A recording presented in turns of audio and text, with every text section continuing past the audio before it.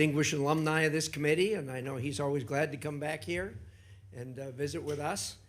Marco, we haven't had this kind of excitement since you've been here last time. I know you think this is the way it is every time, but it's not. So in any event, we're glad to have you. For the information of the committee, the Secretary has 4 hearings in these 2 days, so we have negotiated a hard stop at 12:30. To that end, we'll use the usual array of the way we do things here, and that is, first of all, I will make an opening statement, and then I'll yield to Senator Shaheen, and then we'll turn the floor over to Senator Rubio. Then we'll do a 5-minute round of questions based on arrival time. So with that, Secretary, it's good to see you here again. Though you're not on the Hill often, a lot has changed, obviously, since the last time you testified on the President's International Affairs budget last year.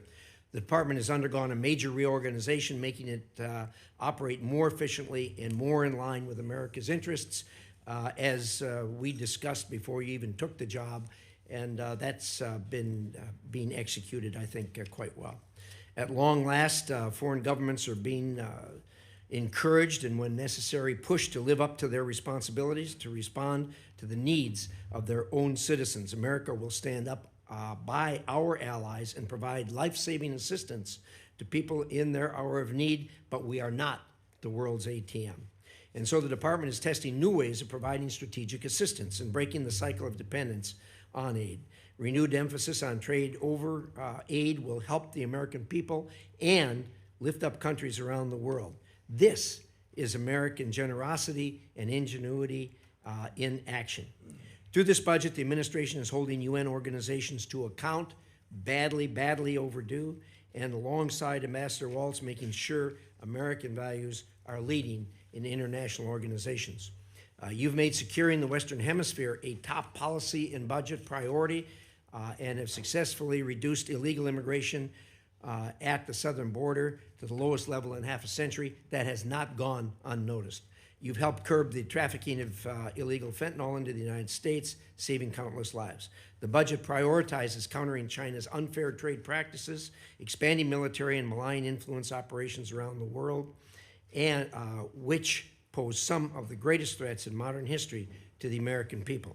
At the same time, you've been working to ensure these efforts are strategic, targeted, and effective, and we appreciate that. The administration has also taken care to ensure taxpayer dollars don't go to those who are able but unwilling to pay for their own defense. Through concerted effort by you and your colleagues, our NATO allies have increased their defense spending and have committed to reach the 5% by 2035. This is a major change from the way you and I used to deal with this for the decade or more before this. Together, we need to create a next-generation NATO that is stronger, more interoperable, and takes advantage of the industrial potential of American and European economies. We also must continue to coordinate with our European partners as they take greater responsibility for supporting Ukraine and work with our partners to deny Russia's strategic gains. The administration has prioritized efforts to end conflicts in Africa, which undermine decades of investment in economic growth and global health security. All is not well there. The latest Ebola outbreak in eastern Congo, now affecting the entire region, highlights how conflict and humanitarian crises abroad threaten the health and security of the American people here at home. I know the department is working hard to protect us from this threat, and I look forward to hearing how the budget supports these efforts. And, of course, the administration has taken decisive action to protect American citizens from the threat posed by Iranian nuclear capabilities and ambitions. On behalf of the American people, thank you for your hard work on that. You and I have been through this before, and we know how difficult it is. Change is hard, but it is also necessary. Your efforts to make the State Department more responsive to the needs of Americans will help us all meet the challenges of the 21st century. I look forward to discussing how the budget will further those efforts. With that, I will turn it over to the distinguished ranking member, Senator Shaheen. Well, thank you, Mr. Chairman. Good morning, Secretary Rubio. Mr. Secretary, you were a senator. You sat on this committee. You sat on the Intelligence Committee. You know as well as anyone that effective American foreign policy requires a strong partnership with Congress. Allies need to know that our commitments can stand the test of time, and that only happens if Congress is brought into the discussion. Congress cannot be a partner if it's kept in the dark. I have a long list of unanswered requests sitting on your department's desk. And Mr. Chairman, I'd like to ask that these letters be submitted for the record. They'll be submitted. I've requested a briefing on changes to U.S. force posture in Europe, and after 33 days, we still have no response. We've requested a briefing from the Iran war on displacement. After 90 days, we still have no response. We've asked for a briefing on Ukraine on a number of issues. After 180 days, we still have no response. We've asked for a briefing on lifting Milorad Dodik's sanctions. And after 225 days, we still have no response. We've asked for a briefing for the U.S. Agency for Global Media. No response after 344 days. The Romanian visa program termination. We've followed up 5 times over 435 days, and we've still gotten no response. In January, when you were before this committee, I asked if you would report to this committee once an audit system was in place to track Venezuelan oil revenues. You said, and I quote, "Oh, absolutely, yeah, we are still waiting." And when you do notify Congress, it's to inform us of decisions you have already made. That is not consultation, as you well know. That is not advice and consent. Congress has been clear on a bipartisan basis. We do not want to cede ground to China. Yet this administration is closing consulates and cutting funding in the Indo-Pacific. The same pattern extends to global health. USAID supported Ebola detection and prevention activities in DRC and Uganda for years.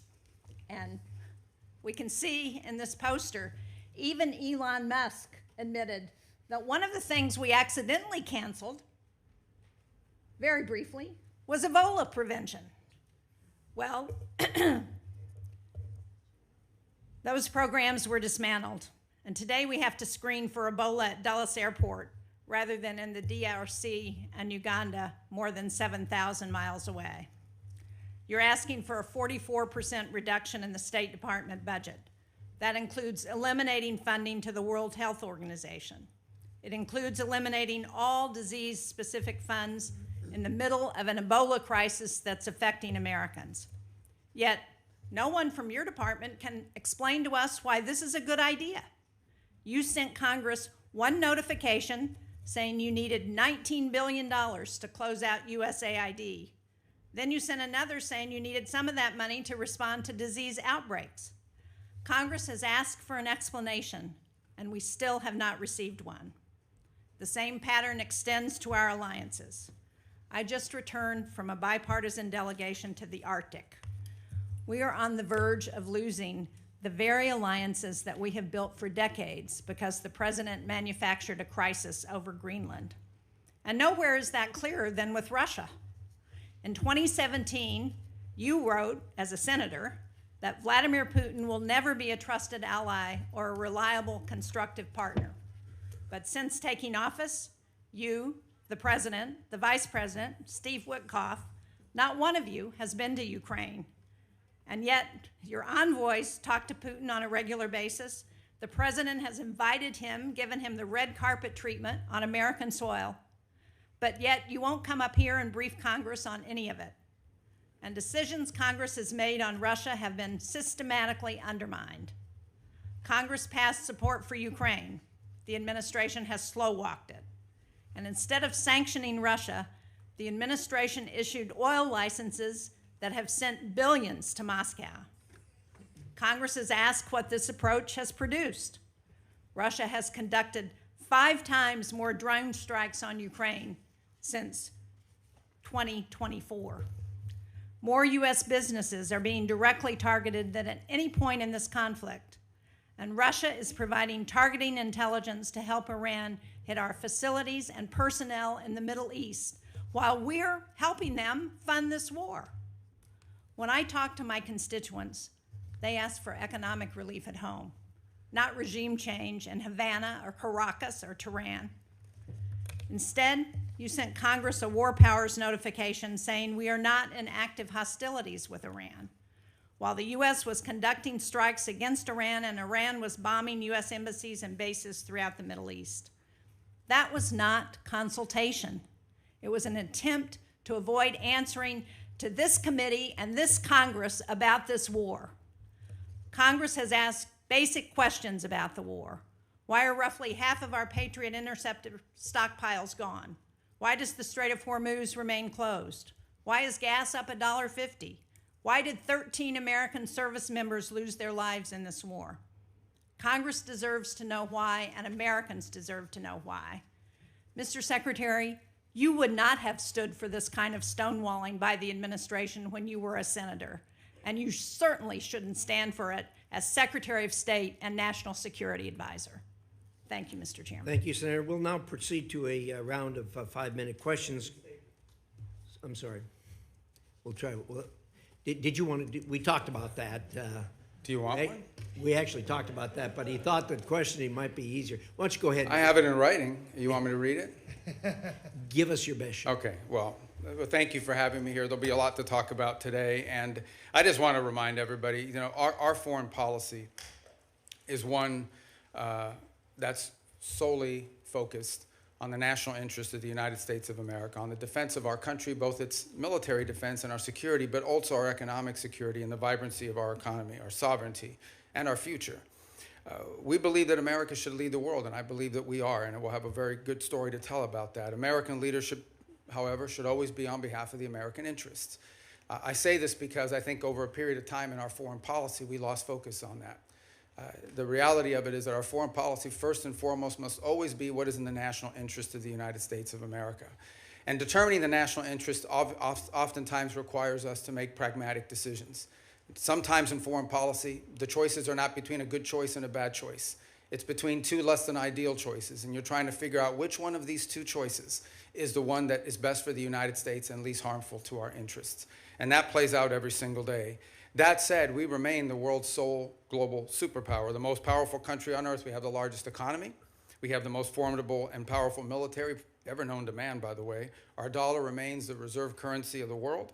Our language is used extensively throughout the world to transact all sorts of business and many of our engagements. But all of this means very little if that power is not used to protect the people who built it, the people who it is meant to protect.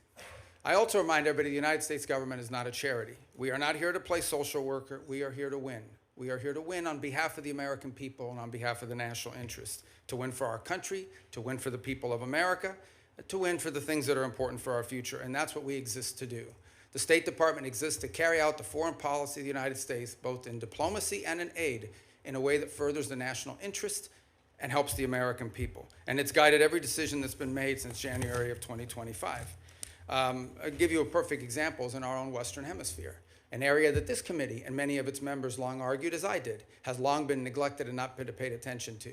We now have in this hemisphere a coalition of friendly countries, over a dozen, who have aligned to work on not just the issues of security that we all have in common, but also economic prosperity that go hand in hand. It's an amazing story that basically, other than Nicaragua, other than Cuba, obviously other than Venezuela, it remains with some challenges, and of course Brazil, although they're in the midst of an election cycle, and to some extent the current government in Colombia as well, at least the president's been problematic. But generally speaking, it is now a region filled with American allies, American-friendly leaders, and an America-friendly direction. Now, obviously, we have to operationalize that into action after 20 years of neglect, in which China and other global powers have intruded in our Western Hemisphere to the detriment not just of American national interest, but to the detriment, in our view, of the people of those countries as well.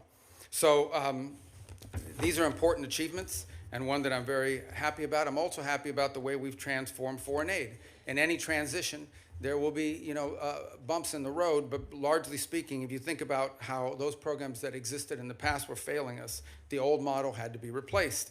And the foreign assistance that remains is being brought under the strategic direction of the State Department. So we're not just providing money, we are also seeking outcomes. It's not just how much money you spend on a program, it's whether you're getting outcomes from it. But it's also being guided with our strategic view in mind.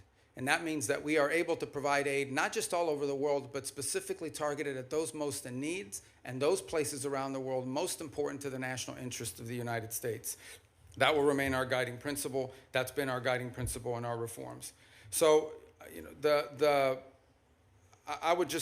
we can get into a lot of these details in our questions. The bottom line is that all this and more is a reflection of this belief that I outlined at the outset, and that is that foreign policy cannot be separated from economic policy, from border policy, from energy policy, from any of these other spheres that are critical to our national interest. A country that cannot build ships or produce medicine or control immigration or access vital resources cannot defend its people, cannot defend its interests, and cannot defend its way of life. So our foreign policy continues to be reoriented around the real foundations of national strength. This budget is yet another step, I believe, in that direction. Obviously, the appropriators here will have a huge say on the outcome of what that budget ultimately looks like, as we don't anticipate that for the first time in modern history, Congress will just take up our budget and pass it. We think it'll go through some substantial reforms along the way, and we look forward to engaging you like we did last year to produce what we think is a very good spending bill at that time. So anyways, I look forward to your questions. At least that's what it says here. I'm not sure if I really look forward to your questions. I look forward to probably half your questions. Thank you. Thank you, Secretary Rubio. We will now do a round of questions, 5-minute questions based on order of attendance. And I'm going to start, and I'm going to say thank you for the work you've done with respect to Iran. We all of us have worked on this for years, know how frustrating that is, how difficult it is to work with this regime who've sponsored terrorism, kidnapping, and killed thousands of Americans for the last 47 years. Thank you for doing something about it. I know you and the President are doing all you can to ensure this comes to a close sooner rather than later. I wonder if you could give us at least a brief update on where we are. Well, first let me remind everybody that while I've not been before this committee since I believe February when we briefed on the Venezuela operation, I have appeared on multiple occasions here, both in my role as National Security Advisor and Secretary of State, in both all Senate briefings multiple times, Gang of 8 briefings, Gang of 16 briefings. So we've talked about this topic with some of you in those settings in the past that you've heard from us. Let me just lay the predicate here, okay? Iran's desire to build a nuclear weapon was going to be effectuated behind a conventional shield. They were going to build for themselves so many missiles, so many drones, so many conventional weapons, including a navy, that at that point there's nothing you could do about it. What they tried to do is they were going to try to build a conventional shield and hide behind that conventional shield and basically say to the world, if you come and do anything about our nuclear program, we will overwhelm you with missiles, we will overwhelm you with drones, and we will overwhelm you with our navy, and you will not win. You will not be able to do anything about it. They were seeking that point of immunity, which is why the President chose to act to deny them that point of immunity. Operation Epic Fury, some of you didn't like it, some of you did, was highly successful in achieving its military objectives, which is dramatically reducing the defense industrial base of Iran, the ability to build these missiles and to build these drones, especially the missiles program, substantially degraded. A substantial percentage, and I'll leave the exact numbers to the Department of War because I'm not a general and I'm not here to speak as a military planner, but a substantial degradation in the number of launchers that they have as well. They still have a lot of drones because these are easy to make. We all know it's not an Iran challenge. This is a global challenge. And it's playing out every single day around the world. I mean, Mexican cartels are using UAVs against each other. And we should imagine at some point may even use it against our interests. So this is a pervasive problem around the world. The economics of it are something we have to solve for. But nonetheless, even their drone building capability has been eroded. Today, there is no Iranian Navy. There is no such thing. There's a bunch of Boston whalers with machine guns on them, but there is no Navy. There is no Iranian Navy. It lies at the bottom of the ocean and will soon, within a number of years, be prime fishing spots because they'll turn into reefs.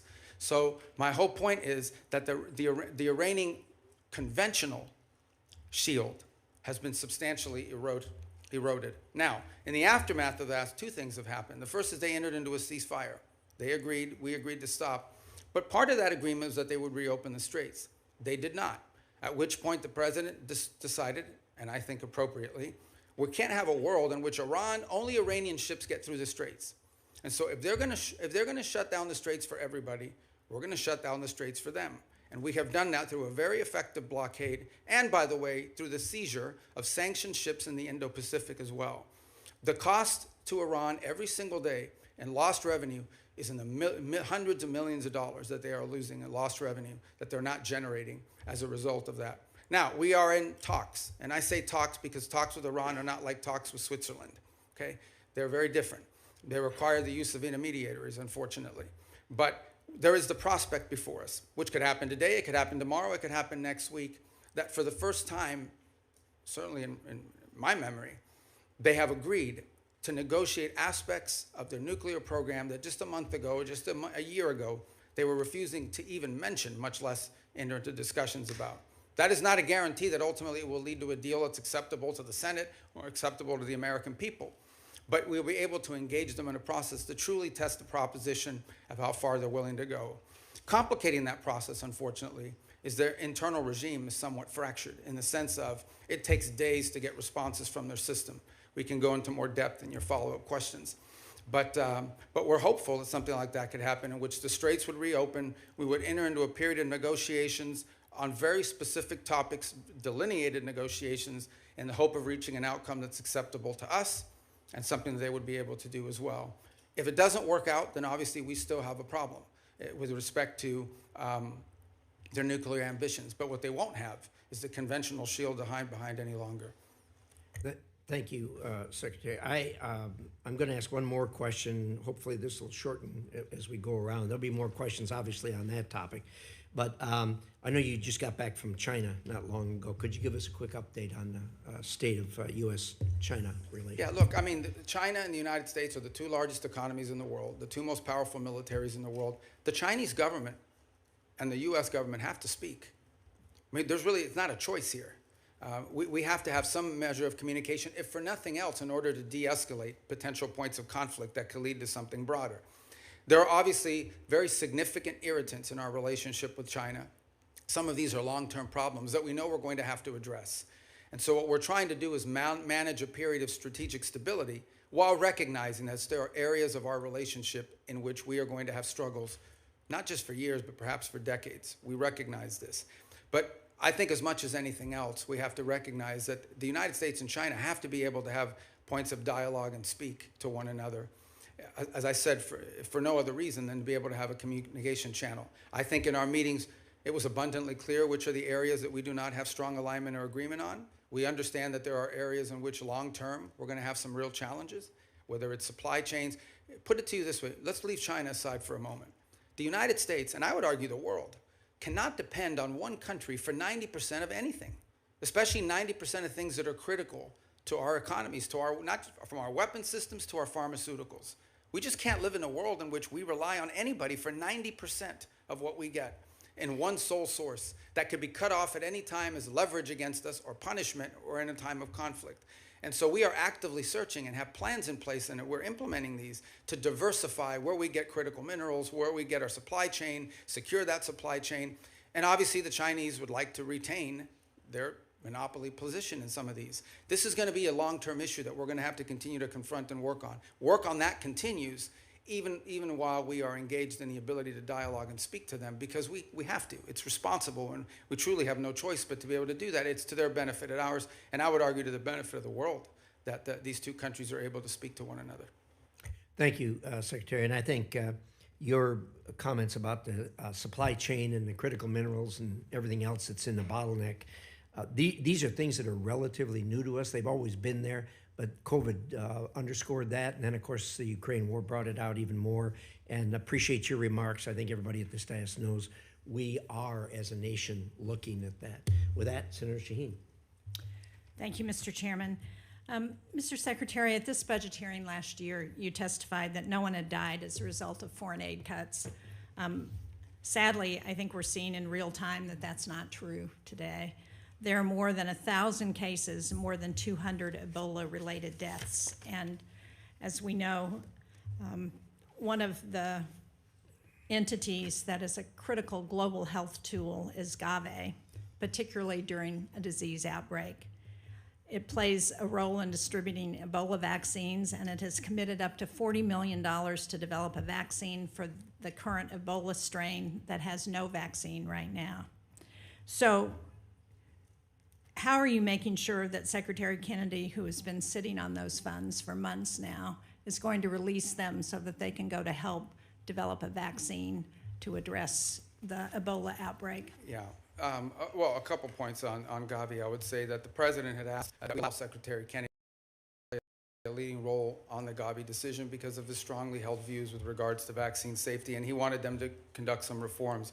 I actually talked to Senator Schatz about this last week as well, and so the State Department's going to be re-engaging. I'm not here to tell you we're going to yank this thing and we're not going to listen to his points of view, but the State Department a few weeks ago made the decision that we were going to re-engage on this issue of Gavi, respecting what HHS views on it are as well, and we want to take their input, but we'd like to get this issue resolved in an outcome that's acceptable, both to Congress and also to our goals on global health. So it is an issue. As I said, I wouldn't use the word defer, but we have certainly allowed him to play a leading role in determining what we're going to do next.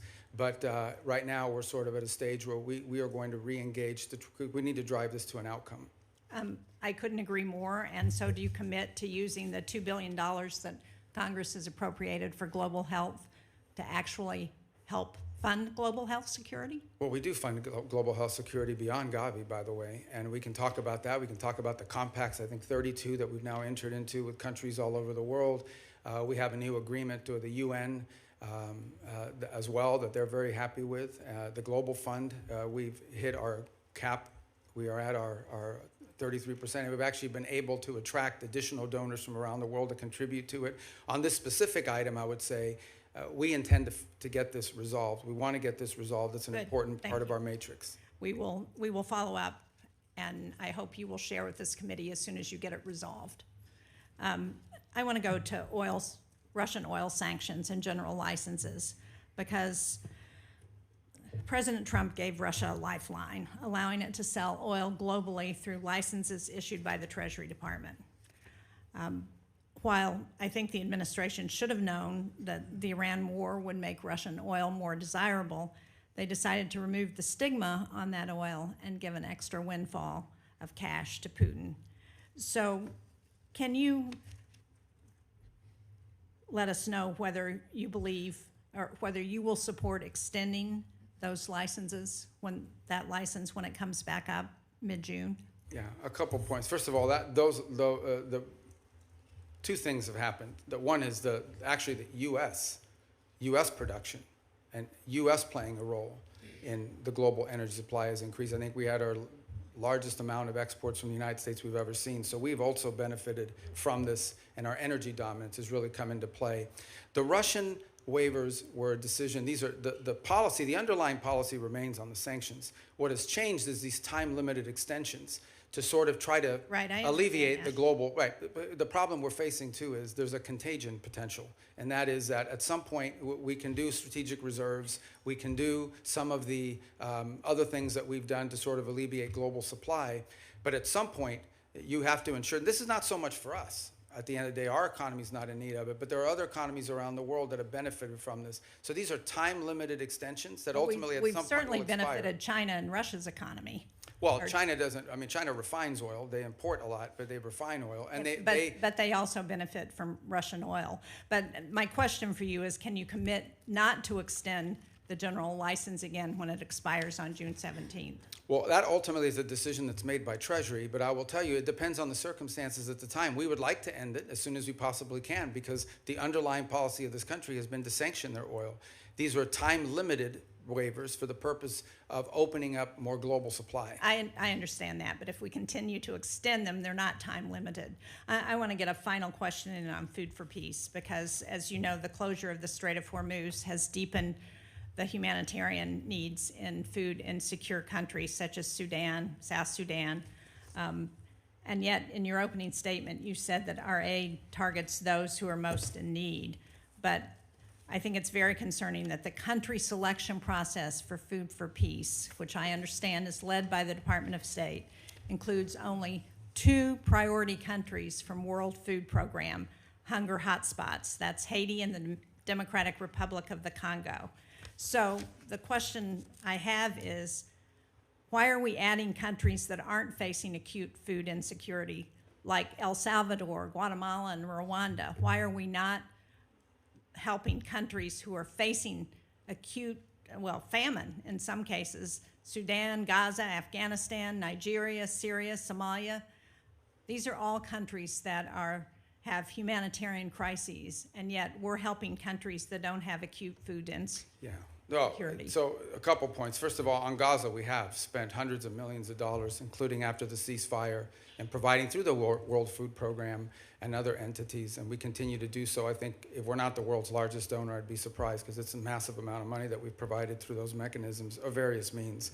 On the point of Sudan in particular, the complication in Sudan, which I wish were different, and we're very involved in this. I mean, I had a meeting on Sudan yesterday.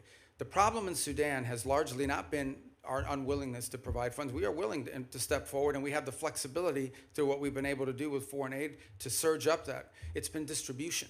It's been the ability to get that. So as an example, in these conversations we're having between the warring sides, one of the things we're trying to identify is 4 safe spots where people can go receive humanitarian care assistance, where we can actually have the outside groups, the NGOs, the international organizations that we contract with, have the ability to go in and actually deliver the food without having their trucks hijacked or blown up or their workers killed. That's been the fundamental challenge in Sudan, is distribution. The distribution is being threatened because we don't have conditions on the ground that allow for it. And so to allocate money towards something that we can't distribute is unwise until we have that in place. That's deeply tied to the ability to have a peace deal, which I can tell you has been very frustrating. On the one hand, with Sudan, we had a donor conference in Berlin. I don't want to interrupt you, Mr. Secretary, but I'm out of time, and it doesn't explain why we are providing food for countries that are not insecure. I appreciate the challenges in Sudan. We have those challenges in many places, but because we have dismantled the distribution network when we eliminated USAID, we've exacerbated those challenges in countries around the world, and we are not providing the help based on humanitarian needs, and that's my concern. Thank you, Mr. Chairman. Senator Ricketts. Thank you very much, Mr. Chairman. And Mr. Secretary of State, thank you for being here. Really appreciate it. Good to see you. Communist China is trying to win the AI race, and they will use it, for example, to dominate our military if they're able to do that, and so many other ways. A world where Communist China is dominant in AI is very bad for the United States and for the entire world. That's why it's critical that us and our allies cannot lose this race. Semiconductor supply chains, particularly semiconductor manufacturing equipment, SMEs, are critical to winning this competition. It's one area that Beijing is spending billions and billions of dollars to be able to produce chips in China, and they've failed to be able to produce those high-end chips so far. President Trump understands this better than anyone because the Trump administration was the first to utilize export controls on SMEs to slow down Communist China's advanced chip-making industry. Since that time, key allies and partners have also imposed controls on SMEs to China.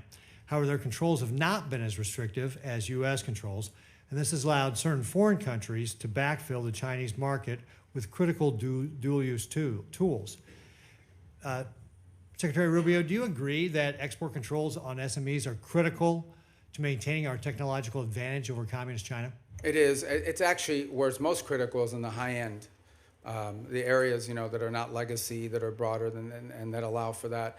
I think on the broader point of AI, we share your view. One of the initiatives that I think Jacob Helber's done a great job with at the State Department is Pax Silica, in which we signed up all these countries around the world. I think we're up to 13 or 14, and including ourselves and others who hope to join as well, in which we can create this global consortium for all of the elements of the AI supply needs. It's not just the innovation, it's obviously access to the minerals and the critical elements necessary in order to produce these chips and all the things that it will take to lead the world in AI.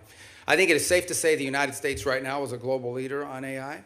I think it is also wise to say that that lead is not irreversible.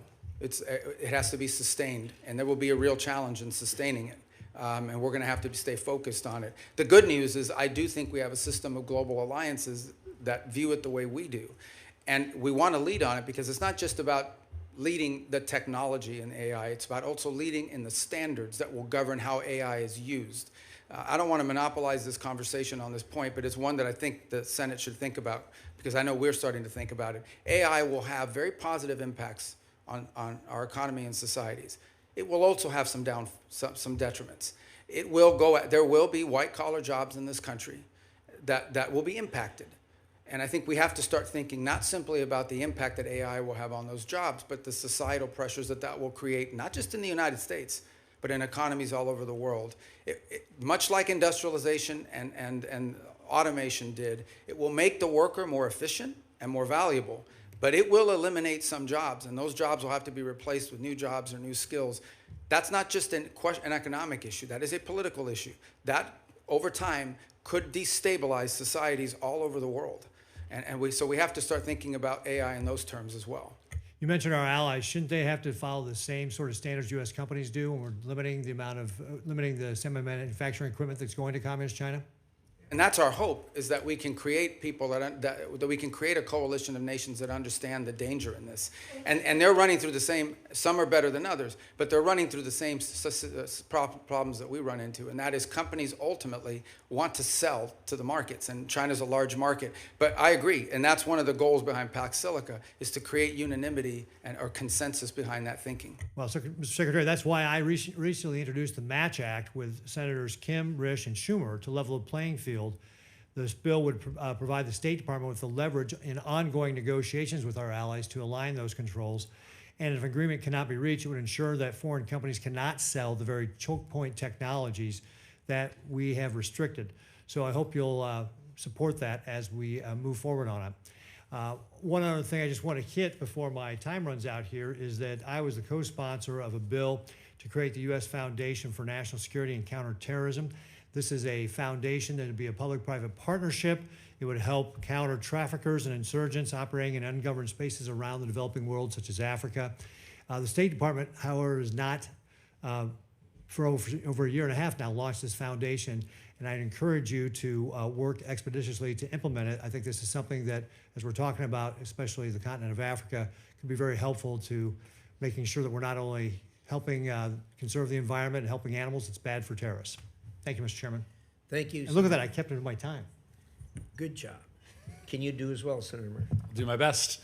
Thank you, Mr. Chairman. Thank you, Mr. Secretary, for being with us today.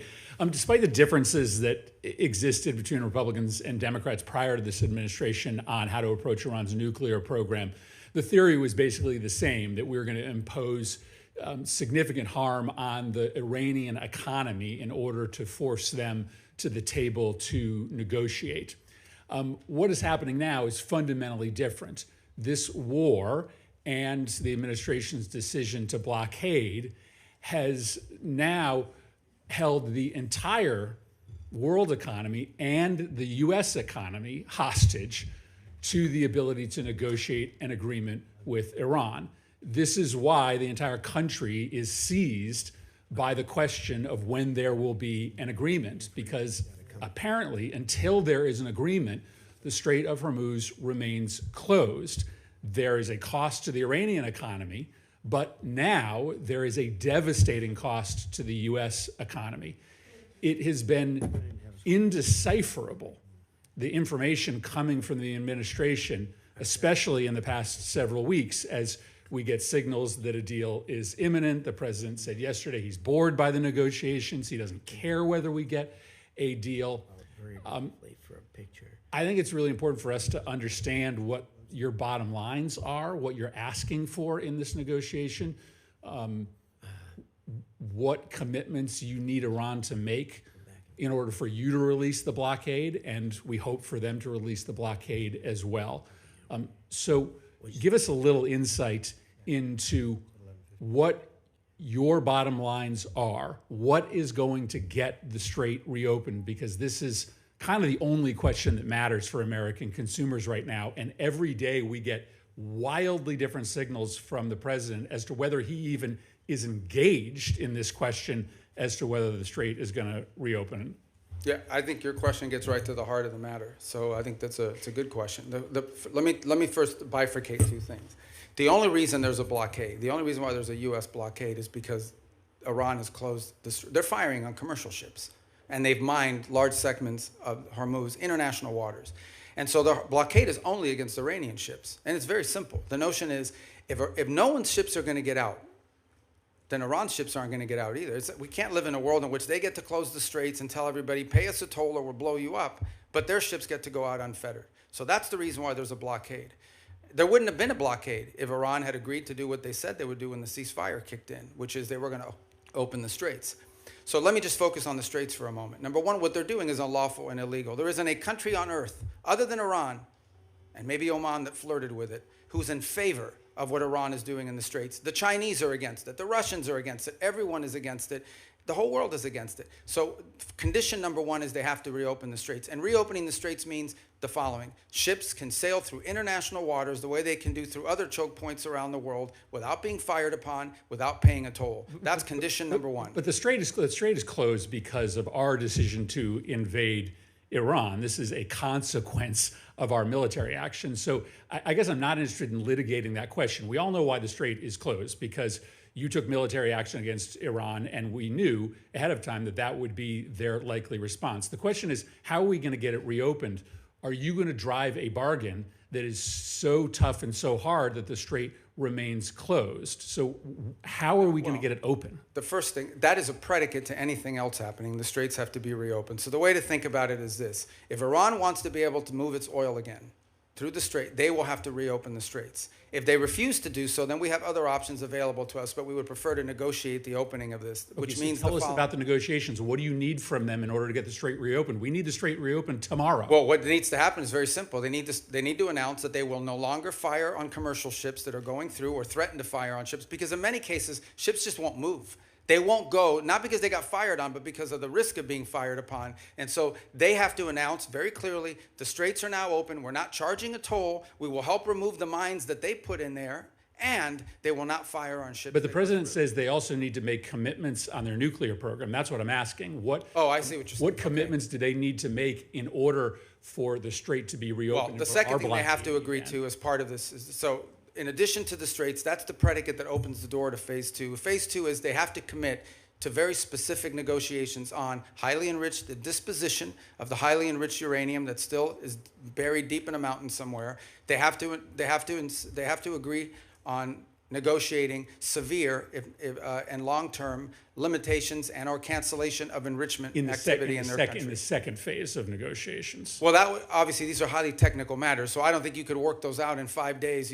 That would require a team of experts to meet over a 30, 60, 90-day period and work out the details. But they have to commit to their willingness to do that. For example, they have to commit to say, we will dispose of the enriched uranium, and the question now is, what are the mechanisms by which we do so? That can be negotiated. Final question. In order to get to that second phase, are you willing to release sanctions or release frozen money that the United States is withholding from Iran? Right now, everything that's been discussed with them is that any sanctions relief. Now remember, sanctions there's international sanctions, there's congressional sanctions, there's executive sanctions. So some we can release and some we cannot. But any sanctions relief is condition-based, which means it has to be in return for the reason why those sanctions were put in place in the first place, which is their nuclear program. So yeah, look, Iran is being sanctioned because they enrich uranium. Iran is being sanctioned because they've highly enriched uranium. Iran is being sanctioned because of their nuclear activities. If they agree to give up those things, there will be sanctions relief associated with their commitment and compliance with those agreements. You will not give sanctions relief just in exchange for reopening the strait. No, that's not been discussed. That's not been offered. Senator Hagerty. Thank you, Mr. Chairman. And Secretary Rubio, it's good to see you here. I want to commend you and the administration for actually implementing a foreign policy that advances America's interests. Thank you. If we could, I'd like to start with the Philippines, an area that we know very well. It's a geographic center of the Indo-Pacific region. It's an area that is along critical sea lanes where a tremendous amount of world trade and energy commerce actually move. A strong alliance with the Philippines clearly is in U.S. national security interest. It leads and supports our freedom of navigation. It also helps us deliver regional stability along the South China Sea, a very critical area, particularly in the face of a very aggressive posture that the Chinese have adopted. I want to recognize my colleague, Senator Kane, who's worked with me to put in place the Philippines Enhanced Resilience Act. That's $500 million of FMF grants. It's $1 billion of loan and loan guarantees per year to strengthen the Philippines and the United States alliance to make us more interoperable and more capable. Mr. Secretary, I'd just like to get your comments, your vision on the role of the Philippines in the United States alliance. It's actually, I spoke to President Marcos on Sunday, and have had multiple engagements with them at a personal level. We've had visits. A couple good points here. The first is we've actually entered into agreement with them in which I believe it's an old U.S. military facility inside the Philippines that will now serve as sort of I think it's a 4,000 acre. I'm very familiar with the area. Yeah, you know it. And that we'll be able to do a lot of our activities together with regards to our joint interests in developing on AI and high tech and diversifying and helping diversify their economy.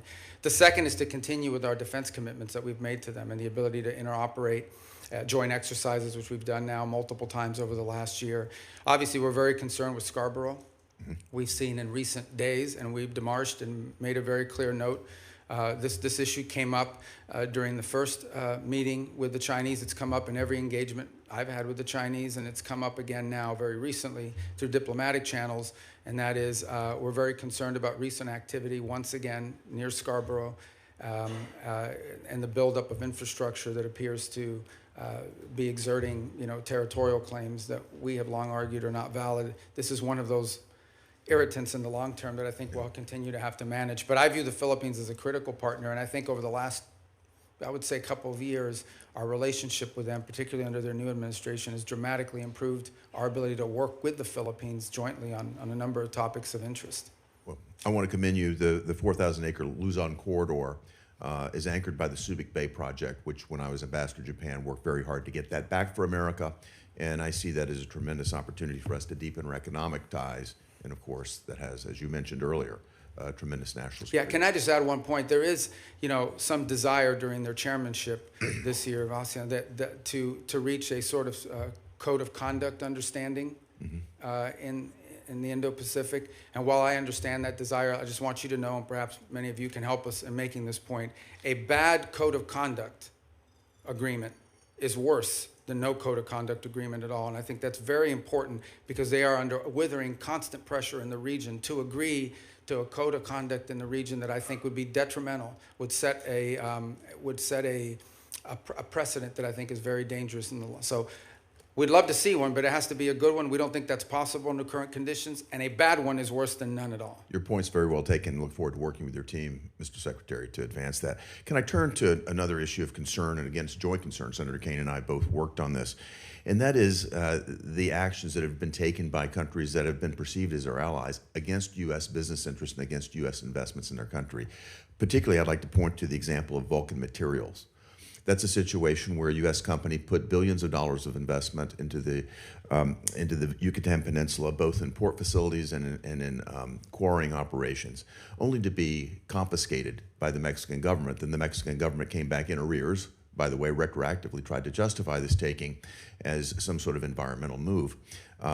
Sadly, we had to fight pretty hard, the previous administration, to not allow this to happen.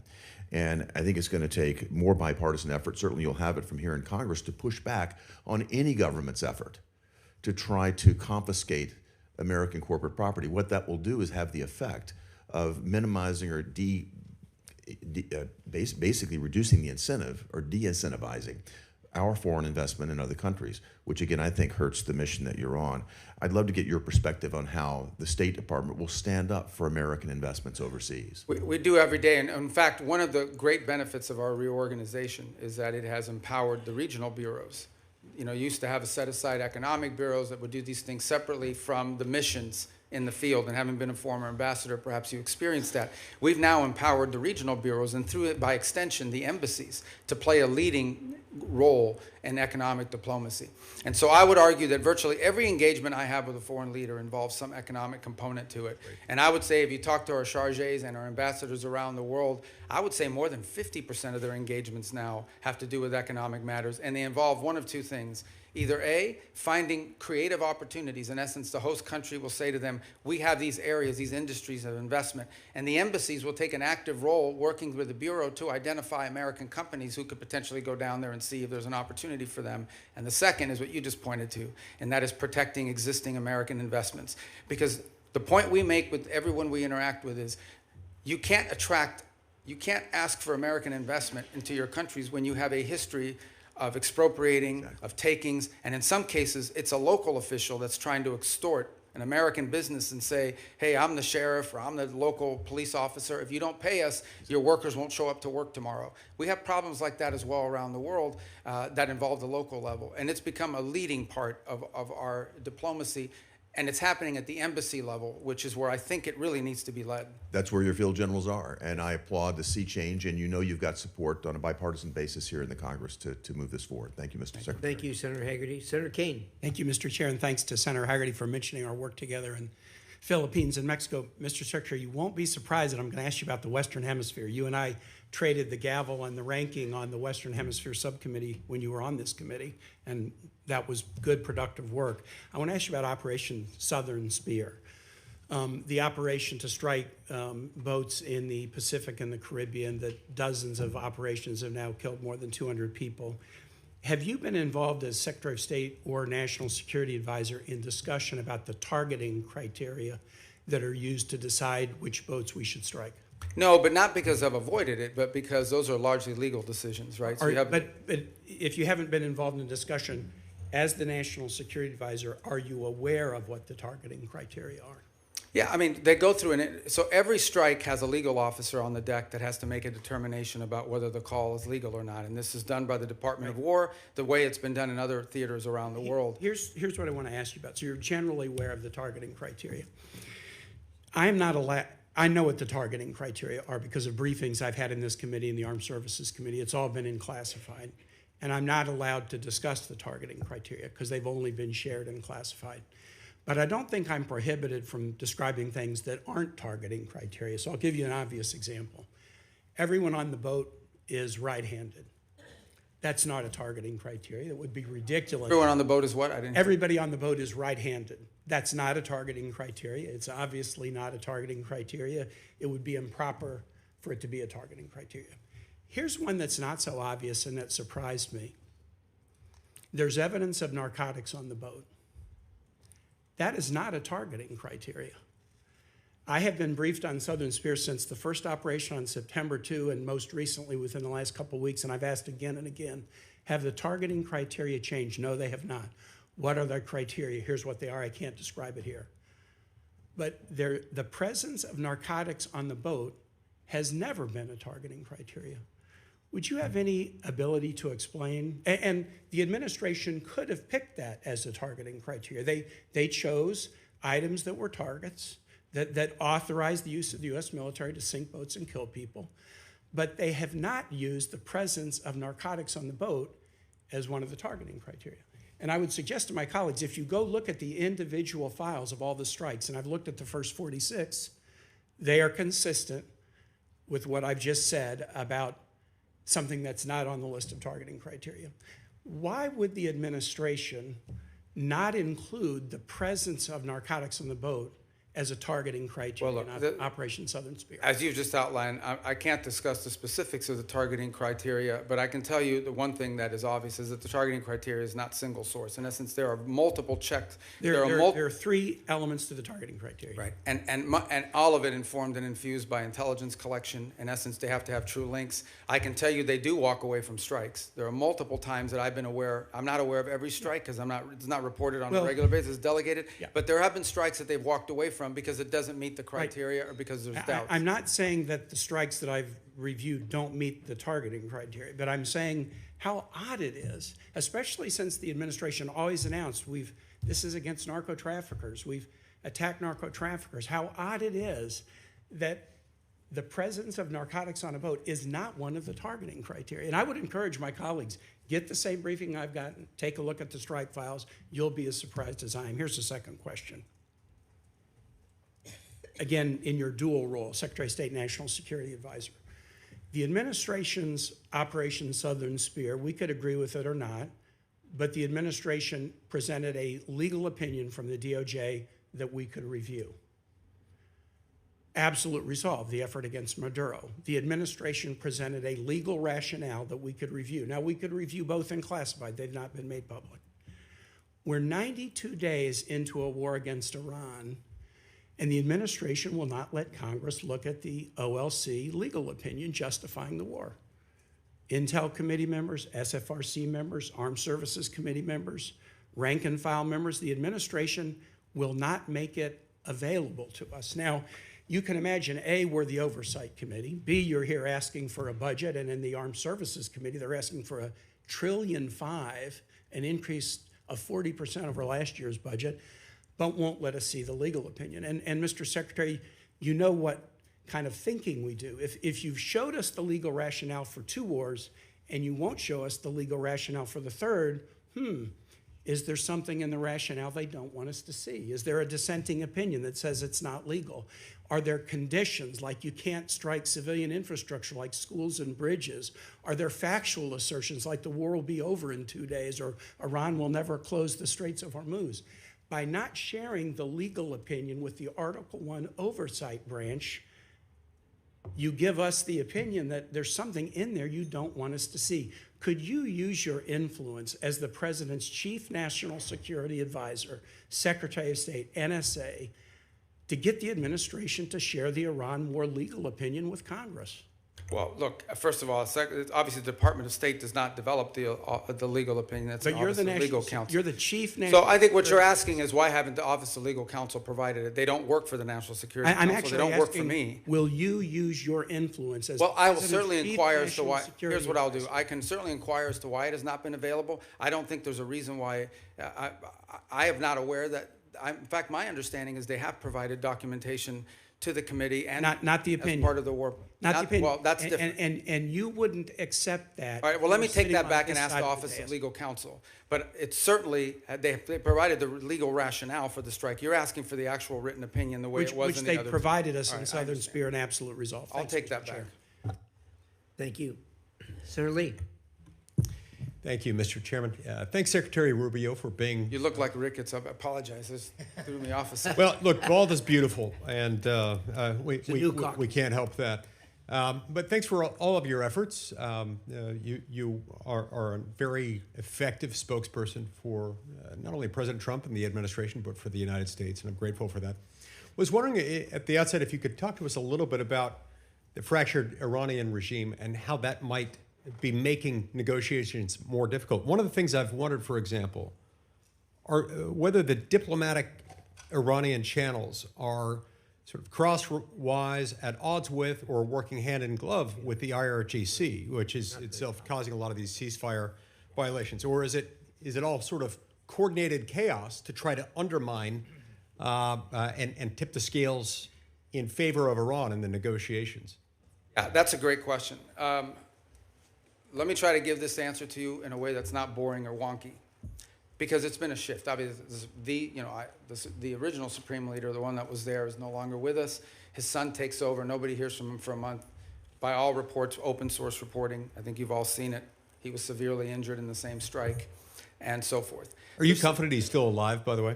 Yeah, I think there's indications that, in fact, we've not heard from him publicly. We haven't seen him publicly, and I would imagine, given what's happened to multiple leaders in that system, being very public is probably not something that's recommended for them internally.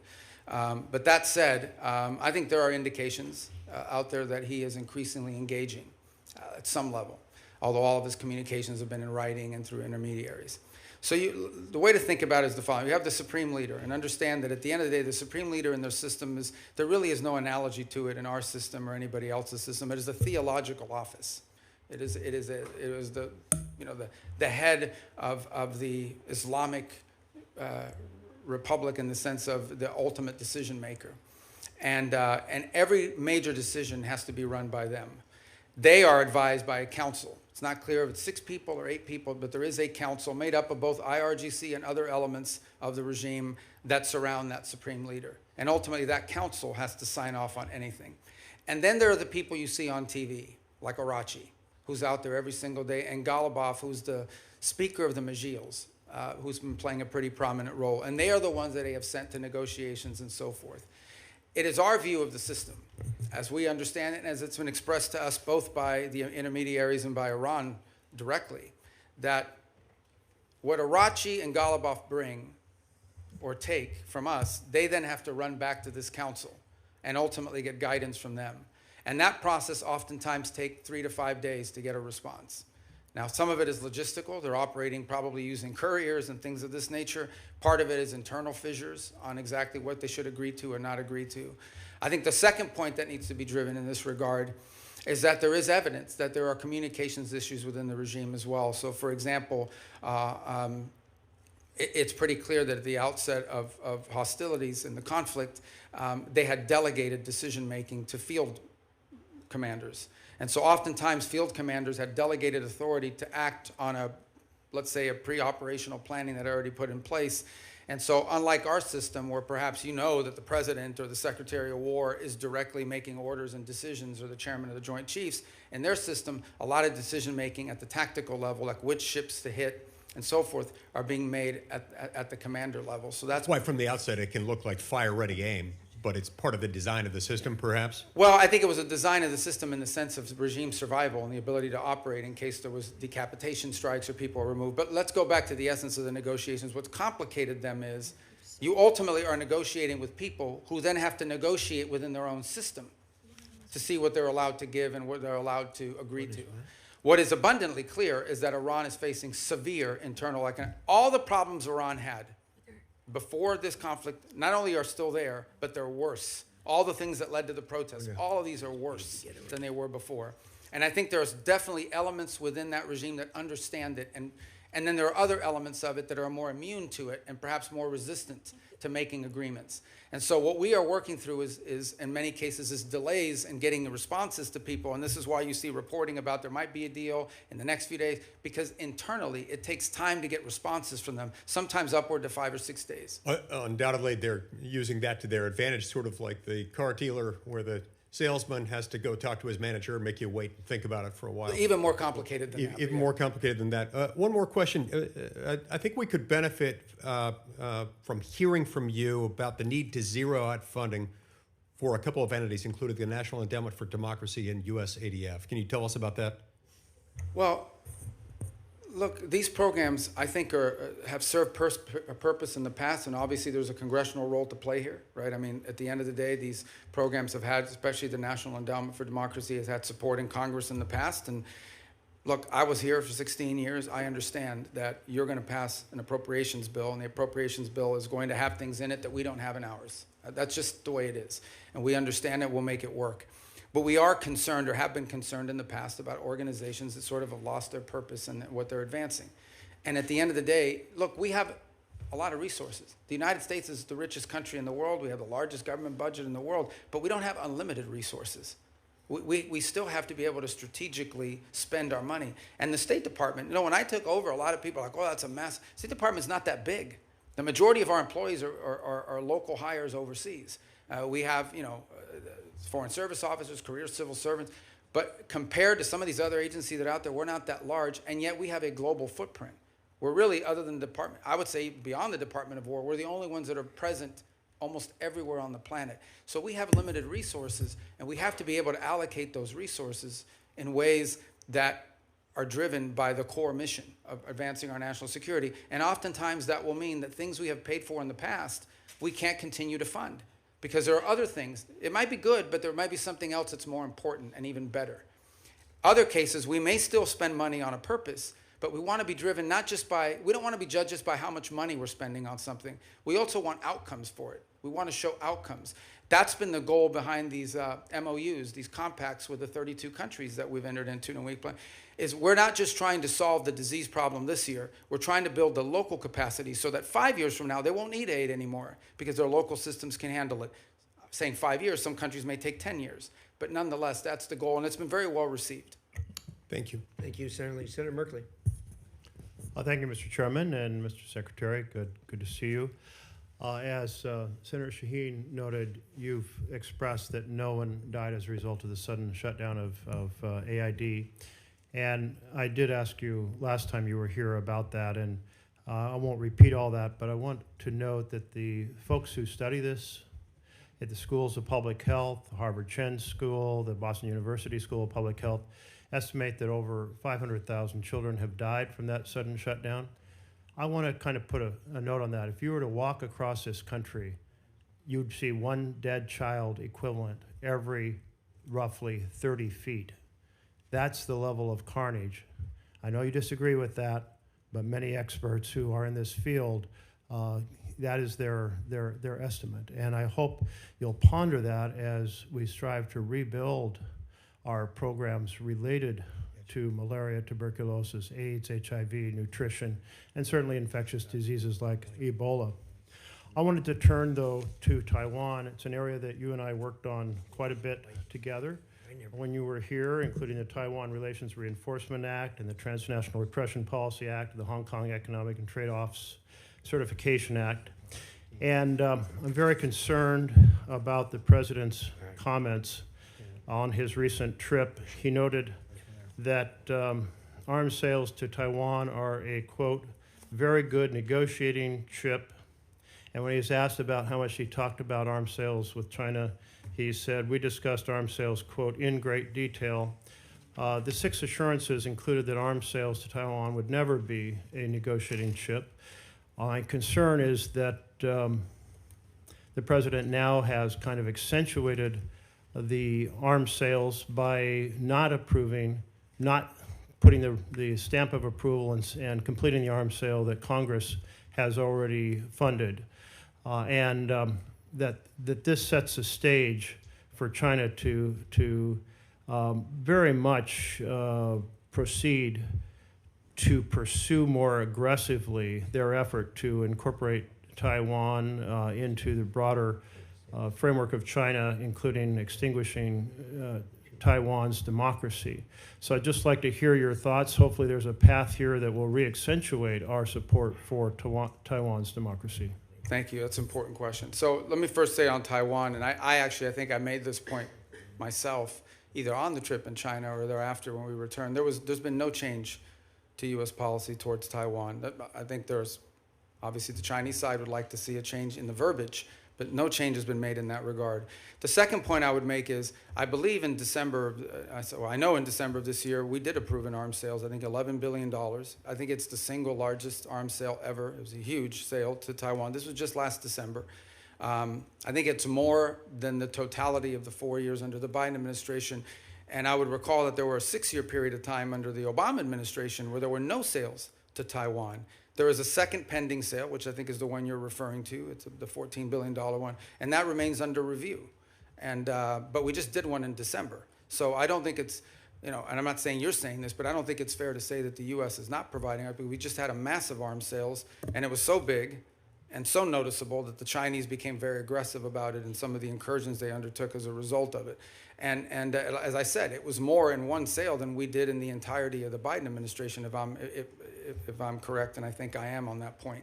So, but the most important thing to understand is we want to see the status quo preserved as is at this moment. That's our policy. That's what we've said. That's what we continue to say. It's a very, as you know, a very delicate relationship to balance. But our policy on Taiwan has not changed, and it did not change on this trip. Another issue that you and I worked on was the Uyghur Forced Labor Prevention Act. And it's really been the most effective strategy for saying that products produced by slave labor will not be admitted into the United States. And we've turned down a lot of products from China, but then they're transshipped, often just into Canada. It would be a far more effective policy if Mexico, Canada, and Europe were to join us. Is that an objective you can pursue in your role? It is, and as you said, it's an enforcement challenge. I think the initial enforcement was easier because it was more straightforward. I think the transshipment issue makes it harder because it requires more paperwork, more due diligence, and frankly, in many cases, some of it is obscured. But I want to make this point. There's clearly a humanitarian aspect to it. There's clearly a humane aspect to forced labor, which is horrifying. Separate but related, there's an economic aspect to it. It is also, unfair competition for our companies to have to compete against someone who has free labor, basically compelled and forced labor. So we've made the argument on two fronts. Not just is this immoral, but it is and horrific, but it's also an enormous economic disadvantage, not just for us, but for companies all over the world. As you can imagine, depending on the country, some are more willing to lean in on these issues than others. I think just yesterday, last week, the foreign minister of China was visiting Canada, and where they sort of announced, or at least, put out the prospect of how Canada can export more to China next year. That was the carrot. What we don't know in those, and I'm not blaming Canada, I'm just saying in general, they do this all over the world. There's a stick associated with it. And I would imagine that China's I know that they put tremendous amount of pressures on countries around the world not to comply with restrictions like the ones we put. I agree. If we got Canada and Mexico to agree, given our current trade arrangements, it would make it far more effective. To date, we have not been successful at convincing them that they should do that because, among other things, I think they fear retribution. But we certainly will continue to raise it because we think it harms them. Senator Brasso. Thanks, Mr. Chairman. Mr. Secretary, great to see you again. You opened by talking about American leadership and American interests. And later this month, the G7 is going to be meeting in France, and then next month, NATO meeting in Turkey. Just overview, what are the priorities you're going to go into those meetings with? G7? G7 and NATO, coming up next month in this. Yeah. Well, NATO would be a fun meeting. Let's start with the G7 one. The G7 forum this year has largely been focused, obviously, because of the Straits. So when I went to the foreign ministers meeting in March, a lot of the conversations in April were about the Straits.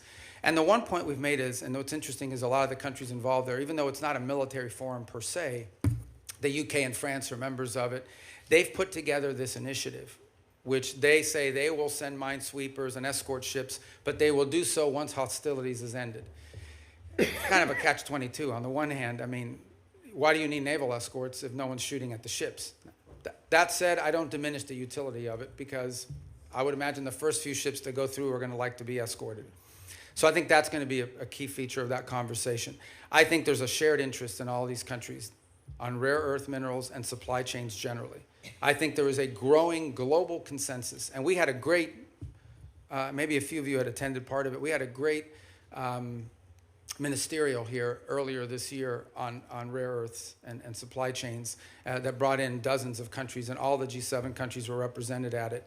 And so I think that's going to be a feature here is how do we diversify the global supply chain on anything from rare earths to pharmaceuticals? There's growing consensus, so I think that point will be quite dominant. And then given the makeup of who's in the G7, the Russia-Ukraine conflict will always come up because obviously it directly impacts at least 3 or 4 of those members who are on the continent.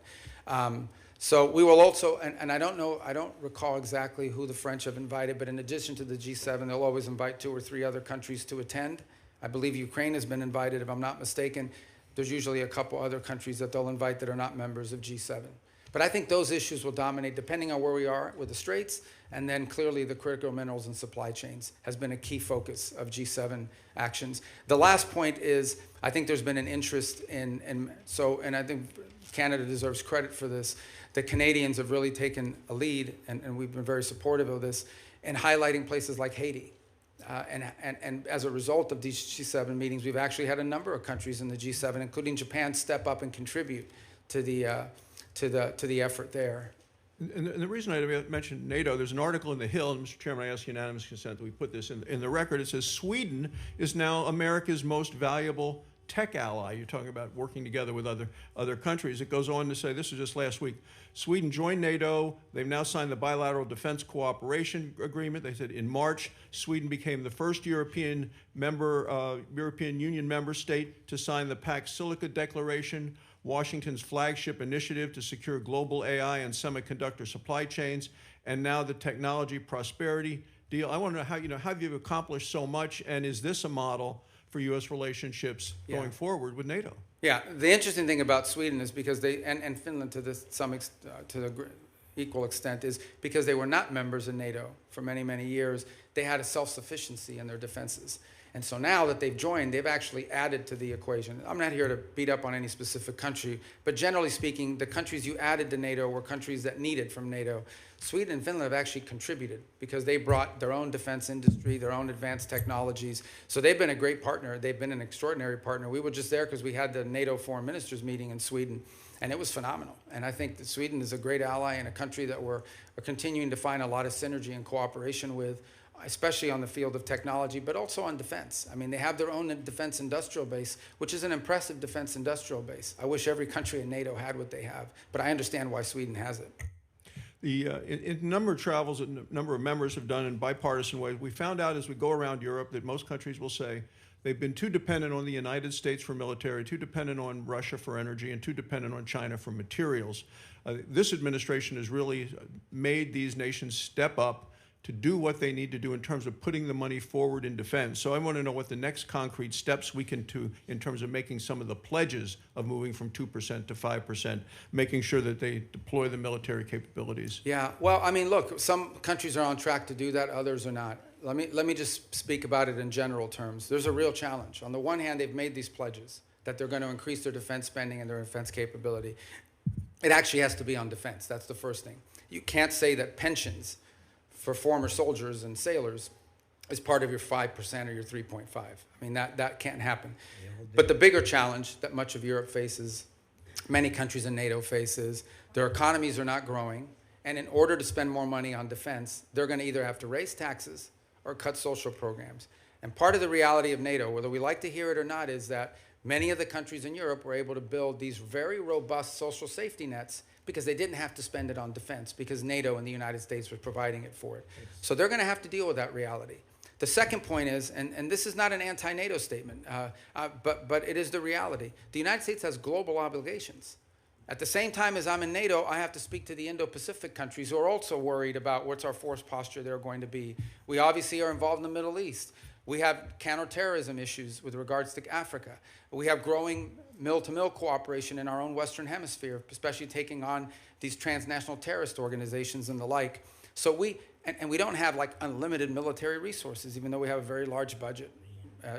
They're not unlimited. And so we have to be able to allocate our resources and our personnel in ways that make sense, and it has to come at the expense of something. And so I think that's the reality that we have shared with our NATO partners from the very beginning of this administration and have been consulting every step along the way. But these countries will have to step up. They, at a minimum, have to be able to conventionally defend their own sovereign national territory for the most part. Thank you, Mr. Chairman. Senator Van Hollen, you're next. Chairman, and welcome, Mr. Secretary. This is your first public hearing since President Trump and Israeli Prime Minister Netanyahu launched an illegal war against Iran. Netanyahu said he's been waiting 40 years to do this. Turns out he finally found a president who was both stupid and reckless enough to join him. The war has killed 14 American service members, wounded hundreds more, and killed thousands of civilians. It's driving up the price of gas, food, and much more.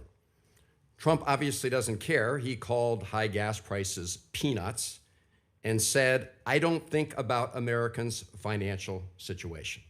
That's from the President of the United States. And all for what? The President told us 91 days ago that we had, quote, won the war in Iran. Last year, he told the country, Iran's key enrichment facilities have been completely and totally obliterated. Was that false? Let's face it, Mr. Secretary, the Trump foreign policy has become a dumpster fire. This is the same president who's more interested in flattering Vladimir Putin than in protecting Ukrainian sovereignty. The president who lifted restrictions on the transfer of sophisticated US chips to China, but came back from his trip there with nothing but ballroom envy. He tweeted about that the other day. This is the president who brought on Elon Musk to take a chainsaw to AID, which has enabled the current Ebola outbreak in the DRC. We've also witnessed corrupt crypto deals with the UAE royal family that have enriched the Trump family at the expense of our national security.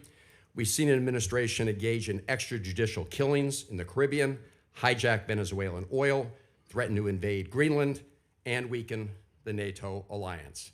Here at home, a Reagan-appointed judge said that you and former Secretary Noem abused your powers when you locked up and still seek to deport students for protesting the destruction of Gaza. The Reagan-appointed judge said you did that, quote, primarily on account of their First Amendment-protected political speech. Speaking of Gaza, the so-called Board of Peace seems to have run around. Meanwhile, while Senator Rubio once proclaimed that the U.S. must, quote, work to ensure that refugees who flee war, torture, and persecution are provided safe environments to live and thrive in. Now, as Secretary of State in this administration, you have capped refugees at a record low of 17,500 and white South Africans, Afrikaners, have comprised roughly 99% of those slots, Mr. Secretary. A race-based refugee system. At the same time, the president's preventing Cuban political refugees from entering the United States, even as you've imposed a near oil blockade on that repressive regime.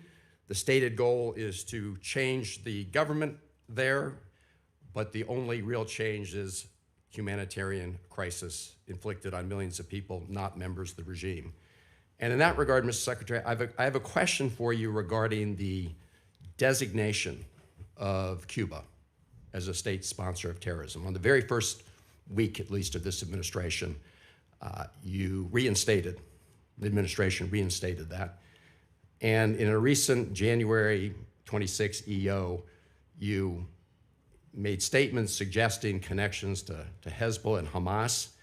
The previous administration did a thorough review with the intelligence community and concluded that there was no evidence that Cuba was engaged in ongoing state sponsor of terrorism. Did you find new evidence to support that conclusion? Well, first of all, let me just say that's your question, but you made this long statement of which I disagree with most of it. We won't have time to address every point that you made. So let's stick to Cuba specific, because that's the question that you asked. Cuba has sponsored terrorism, and it's been supported groups. For example, virtually every left-wing, radical, violent terrorist group in the Western Hemisphere has at some point relied on support from Cuba. The ELN, the FARC dissidents, including them, have been involved there. We also know, for example, that Cuba continues to host a pretty substantial collection intelligence sites on behalf of the Chinese and the Russians. But you look at the region and you look at all of these leftist Marxist terrorist organizations, all of them, in many cases, Mr. got Secretary, their seed money if I can from the move on. Cubans. I noticed you did not answer my question, because my question specifically related to whether there was new evidence to support that conclusion. I can just tell you. Why would I need new evidence? Because you're claiming that they're a state sponsor of terrorism, suggesting they're ongoingly involved in that. My final question to you, Mr. Secretary, relates to the Al-Aqsa Mosque complex. There have been reports that the United States is working with Israel to take away the Kingdom of Jordan's custodianship over the Al-Aqsa Mosque complex in East Jerusalem. Can you confirm today that there's no... I'm not even aware of those reports. There are reports, so I was hoping you could confirm. Is that like a media report, or? There have been several media reports. Yes. Well, you know the media is always accurate. No, they're not, and that's why I'm getting... Yeah, no, I've never even heard So that. if That's you the could first time I even hear anybody discuss that. All right, well, I'm glad to hear that, Mr. Secretary. But we have a great relationship with Jordan, you know, and we're very helpful. I've just never heard that before. You should, I don't know what article you're referring to. Just give it to me. I'll look at it. I'm happy to. Is it a credible website? I'm glad to hear you say, Mr. Secretary, there's no truth to it. I've never heard that discussed by Thank you. anybody. You're up next. Oops, I'm sorry. Senator Daines was here earlier. I apologize, Senator. Right. Senator Daines. Chairman, thank you. Ranking Member Shaheen, good to see you as well. One of the underreported successes for your diplomacy and this administration is what's happened to the peace agreement, a landmark agreement between Armenia and Azerbaijan. I know, Mr. Secretary, you just were in the region most recently.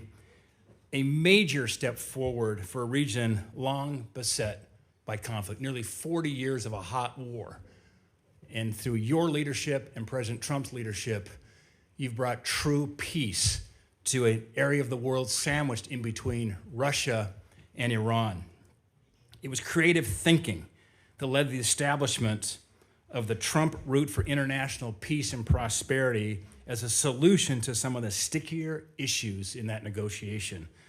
The program promises to be a boon, not only for Armenia and Azerbaijan, but also many neighboring countries. As Brzezinski once said, talking on the global chessboard, his book, that Central Asia is the wine bottle and Azerbaijan's the cork. You uncork the wine bottle, suddenly you've got oil and gas and critical minerals flowing back towards the West instead of to Russia, to China, and to Iran.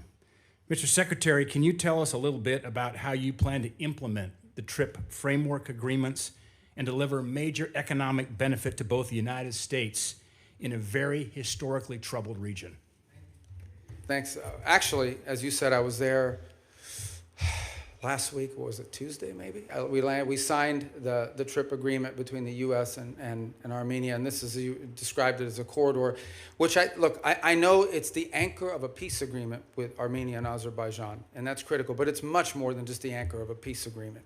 It really has the opportunity to revolutionize Armenia's strategic location and become a central hub for trade in the region. It solves the issue of access that Azerbaijan cared about, and it was an irritant in their relationship, but it does much more than that. It has the ability to transform the Armenian economy in a very powerful way. Here's the other thing that it's done. For a long period of time, our relations with Armenia were quite stagnant, and in many cases, I would argue, almost non-existent. It has also reinvigorated that relationship between our two countries and allow us to explore opportunities in all sorts of other fields. So we're involved in that very heavily now. We literally just signed the agreement, and it will allow us to drive and hopefully incentivize U.S. private sector investment in this corridor to the benefit of American companies and American interests, but also to the benefit of Armenia, Azerbaijan, and other regional countries. I would also argue, by the way, and just to point out, and I don't mean this again, I think this is pretty well understood in the open source reporting, the Russians are less than happy about our engagement there. I think there's evidence that they would like the current president to lose his election as a result of this growing relationship with the United States. To be clear, we're not there to infringe on Armenian sovereignty. We're not asking them not to be friends with other countries. We just want to be able to have a relationship with them that's built not just on peace. Peace is important, but that's just the beginning. It's the economic opportunities that it provides.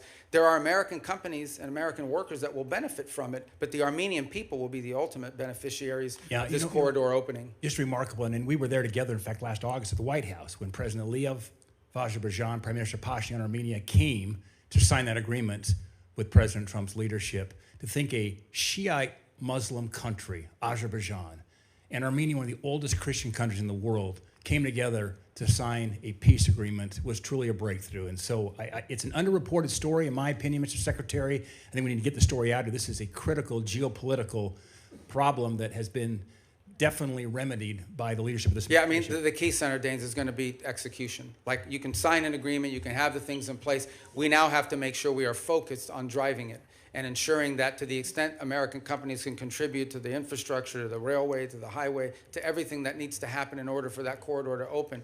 And then the spin-off effect of it as well. We don't need to dominate it. We're not asking for an American monopoly economic, but we do want our companies to get a fair shake in there.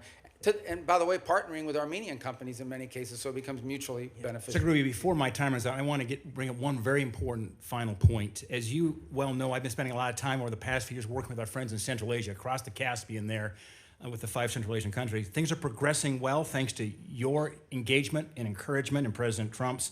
And we're seeing a lot of fruit from last year's C5+1 summit that was right here in Washington. That being said, there is still a major hurdle to strengthen our ties. One of the key irritants to our friends in Azerbaijan and in Central Asia is the infamous Jackson-Vanik trade restrictions. These are Soviet-era relic restrictions. In fact, Senator Murphy and I are the co-leads on the repeal. It's long past due that we get this changed. Mr. Secretary, is removing these restrictions a priority for you and your department?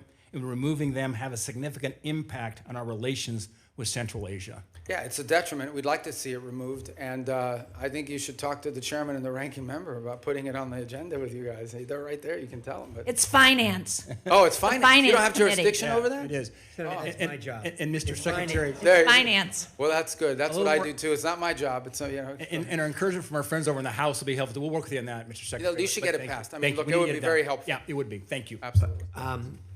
First of all, let me say that I absolutely concur with the Secretary and Senator Daines with you. And I've talked to the President about this, as you know. And I have actually talked to the Chairman of the Finance Committee, who I know relatively well. We actually have a plan for going forward. You and I are going to meet on that here pretty quickly. I'm glad I have friends in high places, Mr. Chairman. Thank you. But no, you're absolutely right on that. And it's just in the queue. So with that, let us go to Senator Coons. Thank you, Mr. Chairman, Ranking Member, Mr. Secretary, National Security Advisor. Good to see you again. I know from our service here together that you agree that China is the greatest national security threat that we face. And one of the key reasons is their repeated threats to take control of Taiwan by force if necessary. And Taiwan, as we both know, is not just some faraway island. It produces 90% of the semiconductor chips critical to everything from F-35s to iPhones. And its geography makes it indispensable, both to global commerce and military power. Do you agree with that? To Taiwan? Yeah, it's not just strategically important in terms of where it's located. It also is the message that it sends to the world if something were to happen to it. Agreed. That's why for decades, really with leadership from the Senate in a bipartisan way, we've provided arms to deter the PRC's potential military aggression. In fact, you introduced the Taiwan Peace Through Strength Act of 2023. In January, Congress pre-approved a $14 billion arms package for Taiwan. It's been 6 months. We haven't received a notification. Have you advised President Trump to proceed with this? Yeah, it's under, but I don't know if you were here a moment ago when I discussed, we just did $11 billion in December, which was, I think, the largest sale in history. Certainly, I think it was more than the cumulative amount under the Biden administration. And I recall during 6 years of the Obama administration, there was zero gone to Taiwan. So some way you would argue that we're trying to make up ground. So why hold off on it now? Well, so the other 14 is being reviewed. It's under review. It hasn't been, I think it's been noticed, but it hasn't been reviewed. I mean, it hasn't been approved yet. So it's here's under my review under the concern. White House. Mr. Secretary, my concern is that President Trump has said publicly that arms sales to Taipei are a great negotiating chip with China. And my concern at a time when the PRC has been far more aggressive than they were in previous years, centerline crossing, circumnavigation of Australia, aiding Iran and Russia in their war goals and aims, frankly, literally helping Iranians target U.S. service members. I respect the importance of our having an open negotiation and relationship with the PRC, but in the meetings you were in Beijing, did the president offer to condition arms sales to Taiwan in order to placate Xi Jinping? Well, look, I'm not going to discuss what was the president's words in a meeting, and suffice it to say that that specific question you just asked, that's not the context in which the president has raised this in the past. When the president says it's a great negotiating thing, what he's really saying is it's because China, as you can imagine, always mentions this. Like this is a top priority for them. They are constantly talking about Taiwan arms sales, but that in no way is what is holding up our decision-making or the White House's decision-making. It is something the president will have to decide on the timing of when and how that is executed on. It's been approved by Congress. It's been noticed. The money's available.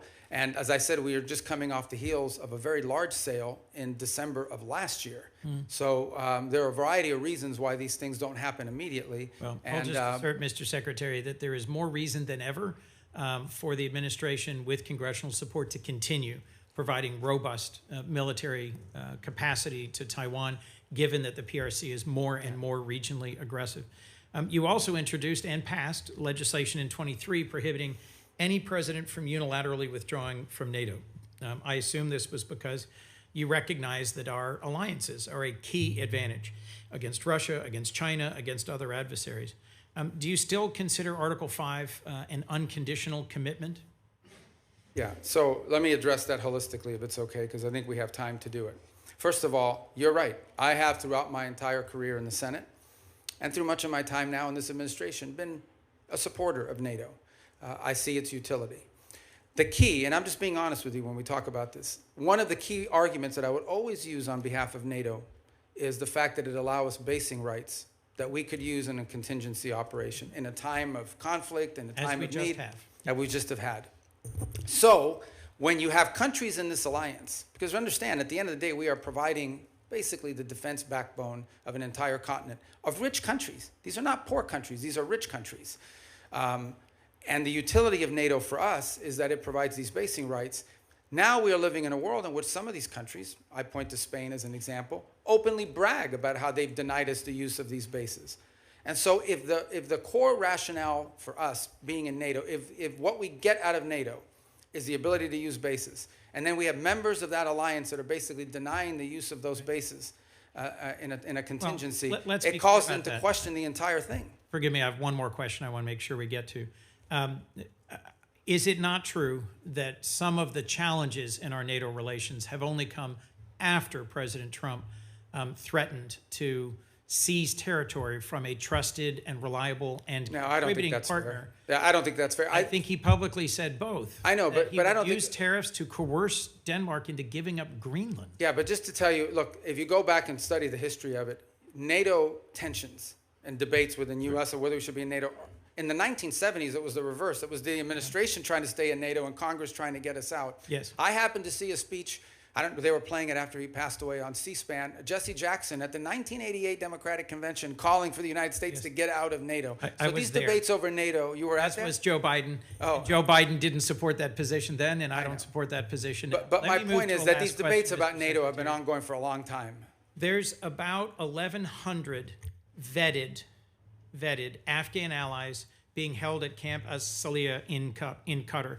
And that includes 400 children and 150 family members of currently serving active duty U.S. service members. They've been stranded there for a year and a half. And there is talk of sending them either back to Afghanistan into the waiting arms of the Taliban or into war-torn and now Ebola-infected countries like the DRC. And these are people who they or their immediate family members served alongside U.S. soldiers at great risk. Can you commit to working with me and others in this body to support the relocation of these vetted individuals to the United States, especially those who are family members of currently serving U.S. soldiers? Yeah, I can't. First of all, as you know, we're under an executive order now after the National Guard attack here, and so that happened last year. So we can't admit any Afghans at this point into the country. That said, you just pointed to them being sent back to Afghanistan. Our goal, we've worked on this, and we'll work with you on it, Please. is we have talked to multiple countries. Now, I don't know of any single country that's going to take 1,000 people. But we've talked to multiple countries about taking several hundred of these people and allowing them to move to a safe location. As you know, we are operating under not just those restrictions, but broader restrictions about immigration into the United States after 25 million people entered this country illegally over a 4-year period leading up to this administration. president just but I'll work raised- with you to find the right places for them to go. We want that to happen. The president just raised the refugee cap exclusively to allow Afrikaners into our country. I would welcome a chance to work with you to find safe third countries for these Afghans. And I frankly think we ought to be revisiting our refugee policy, because the refugees who've come into our country in the past are the most vetted and often the highest contributing. As you know, my childhood church hosted a South Vietnamese family, and seeing the 5 of them become great Americans, entrepreneurs, contributors. It is refugees from oppression overseas, whether from Cuba or Venezuela, Vietnam or Afghanistan, who have long contributed to the United States. Thank you, Mr. Secretary. Senator Paul. I'd like to revisit for a moment the boats that were blowing up in the Caribbean and the Pacific that referred to as drug boats. I think it's interesting that the 3 secret criteria we're using to blow up the boats doesn't include whether they have drugs on board. I would like to add that the statistics from the Coast Guard also say that when we interdict alleged drug boats in the historic way, the way we've always done it, about 1 in 4 don't have drugs. We make mistakes. We see something suspicious about the boat, we stop them, and they don't have drugs on board. I would also like to add that drugs is not a criteria for blowing up the boats that are called drug boats, but neither is arms. So in order to blow them up, we don't have to say that they're armed or have drugs. And I think a lot of people would have questions, which I still do. I am glad to hear today, though, that the administration and the negotiations are willing to trade sanctions relief for removal of enriched uranium. I've said for a long time and argued for a long time that sanctions in and of themselves rarely, if ever, are of any value. I've yet to see any Chinese behavior that's changed because of sanctions. I've yet to see any Russian behavior change because of sanctions. I've really yet to see any Iranian behavior change because of sanctions. However, sanctions do have some leverage and ability to exact change if you remove them. So the removal of sanctions might actually have some hope. So I support the administration in this. Now, there are many Republican critics who have been vocal on the airways recently saying, oh, no, we can never negotiate with them. These are terrible people. Well, you don't really negotiate with really friendly, good people. In a time of war, you're going to have to negotiate with an adversary. So I do commend and supportive of the idea of this.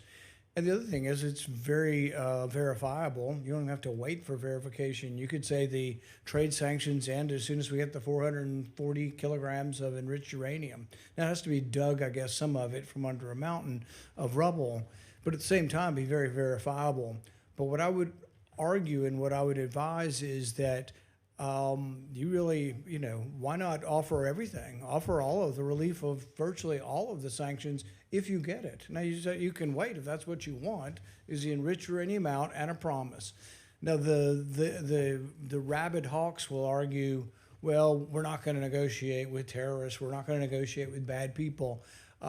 Then they'll continue to have enriched uranium, and they'll continue to enrich uranium. So I do think that the argument that there hasn't been a military solution to this is largely proven by the fact that even though we've militarily obliterated their military, all of that is true.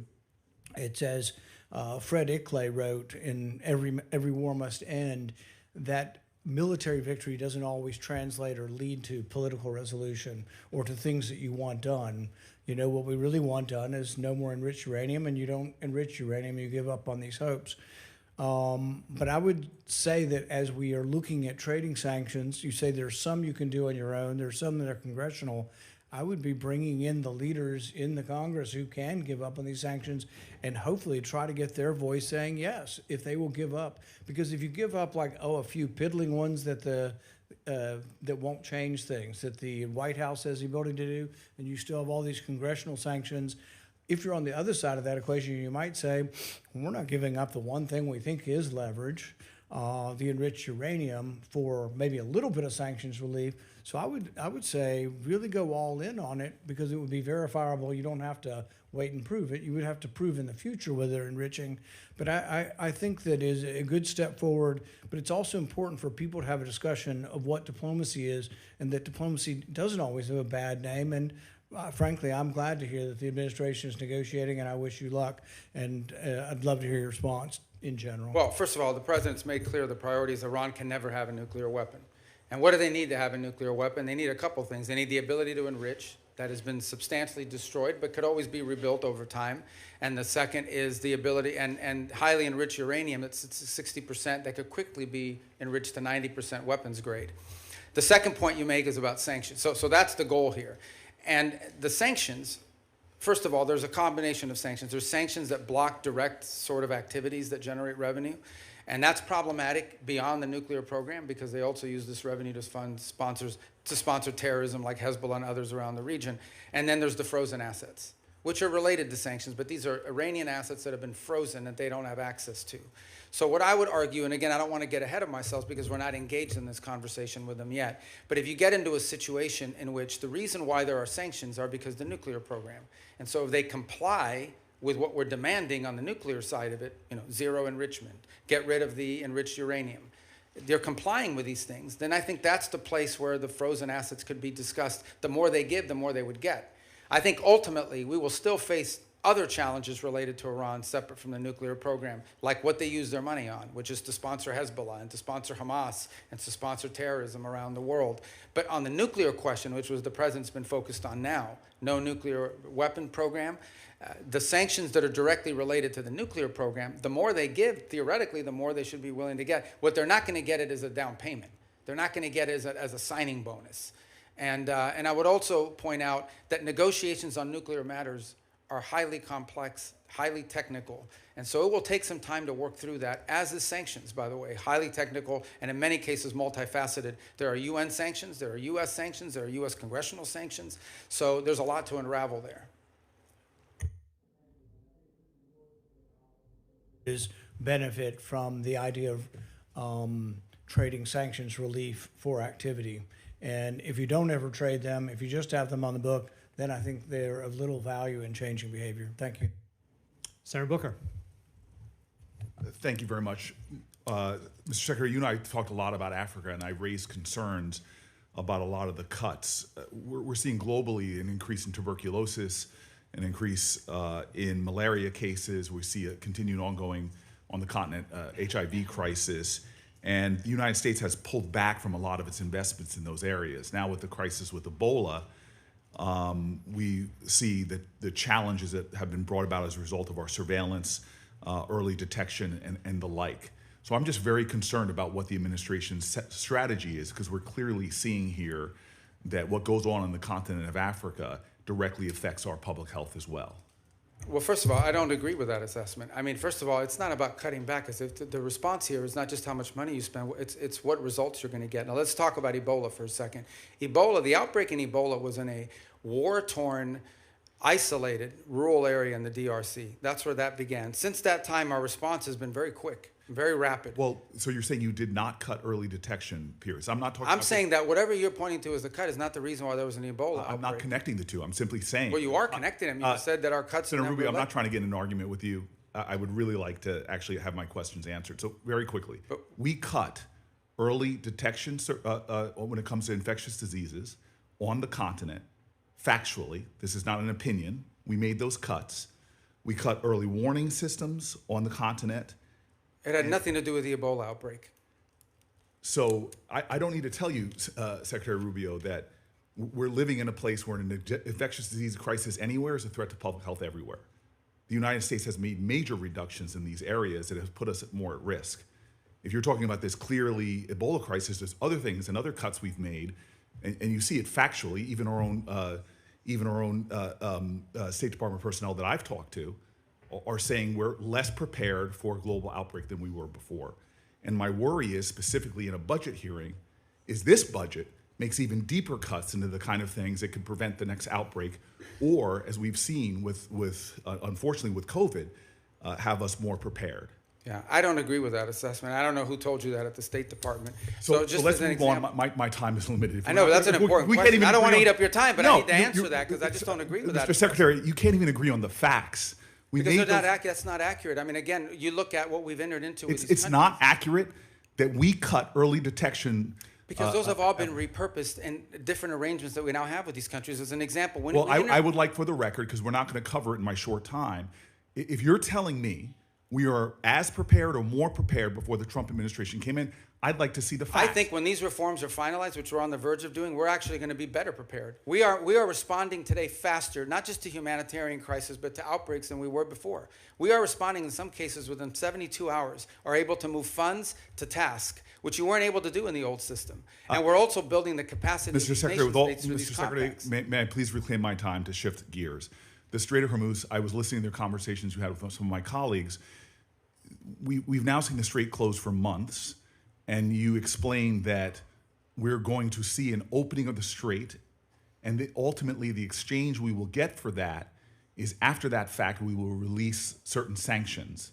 Is that correct? No, that's not what I said. What I said was that if they open the Straits, we will lift our blockade. The Straits and the blockade are what are interrelated. And so for the nuclear program, in exchange for getting rid of the fiscal material out of country, I imagine, is what the highly enriched uranium, we would release sanctions. Is that correct? Well, it's not just that. It's also their enrichment activity. They would have to, they would have to make very severe and significant concessions on what they intend to enrich in the future. And already with the March relaxing of sanctions, allowing Iranians to sell oil to the Chinese, estimates have been between $10 and $50 billion they got from that relaxing of sanctions. How much money might we see in a deal in our relaxings of sanctions in order to get rid of the highly enriched uranium and stop their enrichment? Well, let me just tell you on that portion. The sanctions that were released on Iran were boats on the water. And so that oil was already out in the marketplace. It was sold at market rates, but the sanctions covered, and to the extent we've been able to enforce them, we have the revenues of those sales. So yeah, the Iranian oil was unsanctioned so that it could be sold, but the revenue would have to flow back to blocked accounts, which our sanctions were able to go after. We've also seized, I believe, 6 vessels in the Indo-Pacific that involved Iranian sanctioned oil on top of it. So that wasn't necessarily a trade. They didn't get $50 billion directly as a result of. They might have gotten some of it. They certainly didn't get the majority of it. They are now losing hundreds of millions of dollars a day in revenue because of the blockade. And the blockade exists because of what they're doing in the Straits. Right, and I guess the conclusion I have, and my time's expired, is that the Strait of Hormuz was open before this unjustified war. We're now scrambling to try to find a way to get it back opened again. Not only is it causing economic havoc to our country and to residents all around this nation, families trying to make ends meet, but you see on top of that the Iranians finding ways to leverage that, as we allowed them to do with the Chinese for tens of billions of dollars. And so my point is, before we even get to a nuclear negotiation, this regime is getting money to rebuild, purchase more drones, cause more havoc. And this is before we're even trying to get back to a But I point don't. where- I apologize. I don't understand how they're getting this. What revenue are you referring to? Well, there's two sources of revenue we're seeing. One is the revenue from the Chinese, that's factually documented. And number two, the revenue that you're proposing that they should receive by releasing all of their highly enriched uranium, as well as in making a commitment about their enrichment capacities. Yeah. Hold on. And that was the exact deal that you guys vilified, that the president and you vilified President Obama from having. Yeah. No, So I here don't. we those are have not a the worse situation where Those are not the same where our deals. adversary and our enemy, who's causing havoc in the region, who is funding proxies and terrorists, has discovered, thanks to you all, the power of shutting down the Strait of Hormuz. No, they didn't which discover. is They wha- knew that a long time ago, and they've done it before. Clearly, we all knew that a long time ago. That's why this And they intended to do this at ill-conceived some point war in the should have future never as well. happened. Yeah, but You have made our adversary in a stronger negotiating position. We are the strongest nation on the planet Earth, and we're in a stalemate with Iran. And now we're begging to get back into a deal that you all We're not trashed begging. in the first place. There's no one begging. I don't know. Clearly, this is a Senator shame. Booker, your time's up. But Senator can I just- Rubio, since he's I do gone want to over, you address can some of these points respond. because they go to the heart of the matter. No one's begging for anything here. The Iranians might be begging because their economy's losing hundreds of millions of dollars a day. That they are losing. Understand, Iran had street protests going on before all of this started. All of those factors, economic factors in Iran, are far worse today than they were 6 months ago when those protests were happening. They have hyperinflation. Their currency's completely devalued. They're struggling to make payroll for their government workers. Iran is in a very serious situation. And if it was up to the political class there, and I understand everybody there is sort of radical in some way, but if it was up to the people that actually like go to elections and wear the suits and you see on TV, they'd probably make a deal tomorrow. It's the issue they're facing is that the supreme leader and the IRGC Corps are a little bit more immune from those pressures until they can be convinced otherwise. And I think that's the direction that they're moving in, because the reality, I don't know where you're getting this perception that Iran is stronger. Iran has no navy left. They've lost a substantial percentage of their defense industrial base.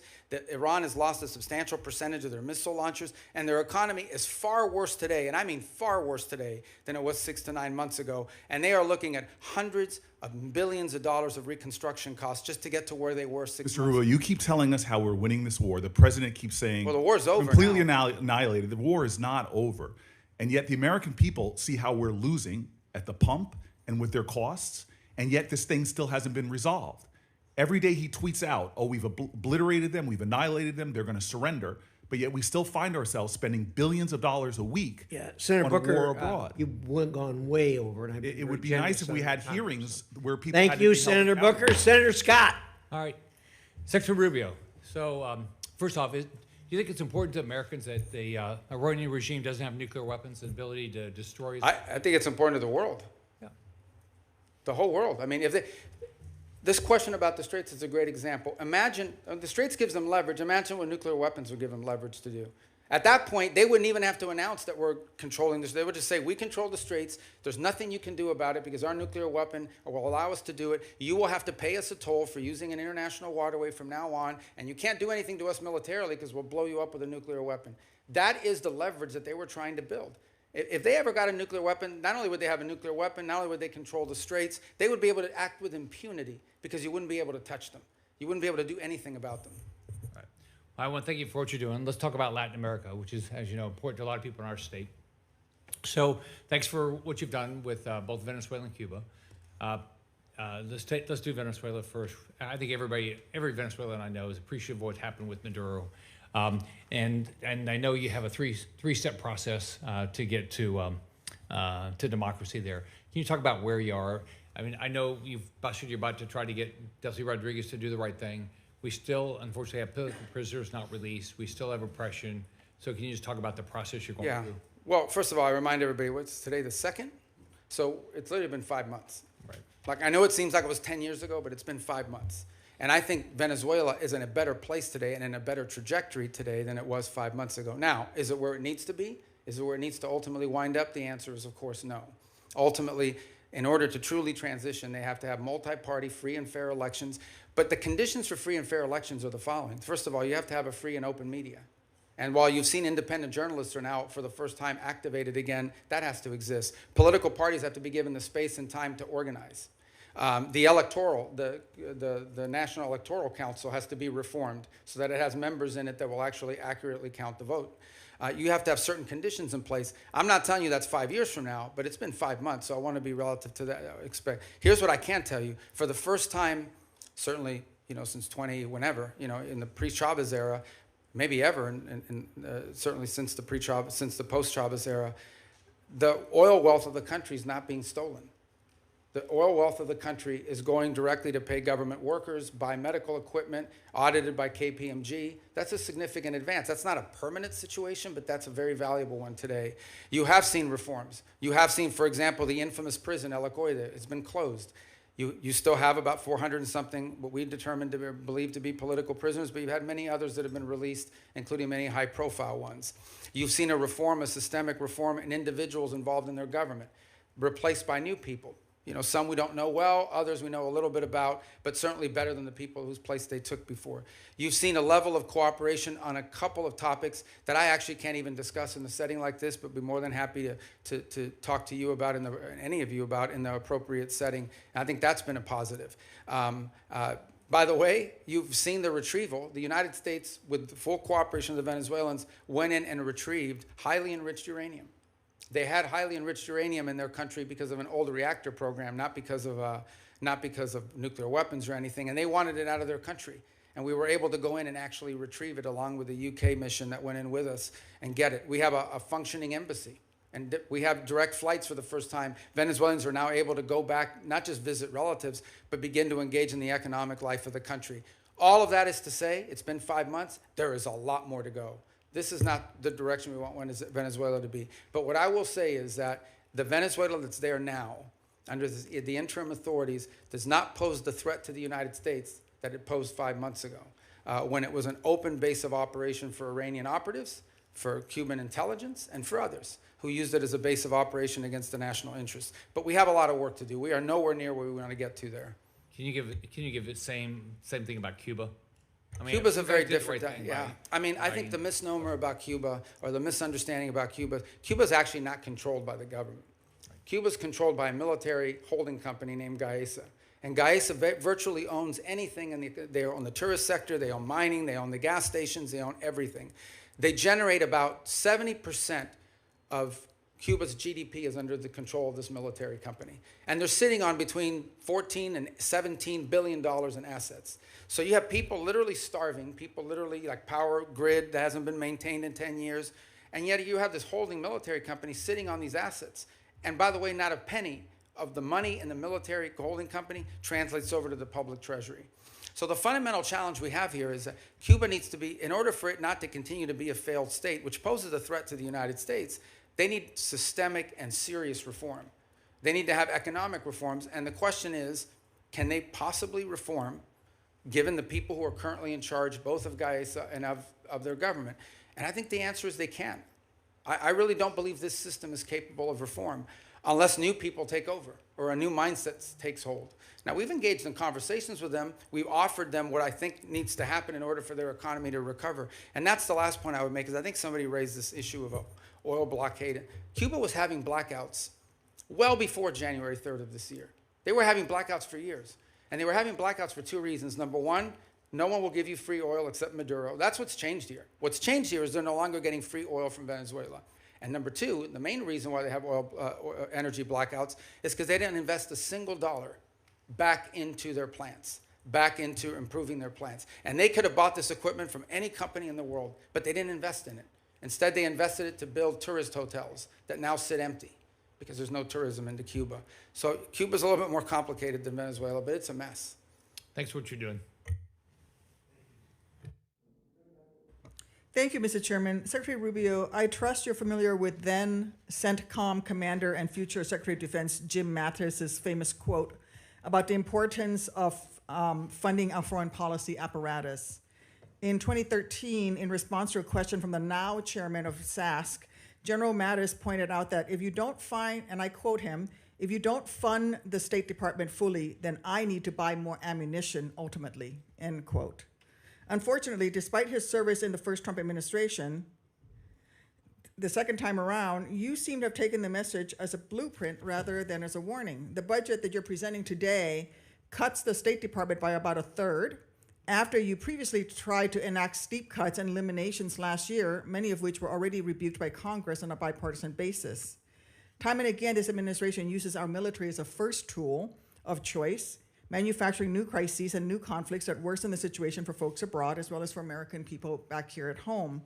And now you're here to justify a budget request that further undermines our diplomatic apparatus, the tools and professionals that are critical for not only preventing crises before they begin, but those who will be responsible for negotiating our way out of Trump's war of choice in Iran and whatever other nightmares he dreams up with.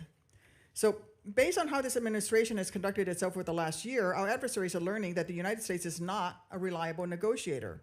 They're learning that we will quickly turn to using force before working to alleviate crisis points and prevent war.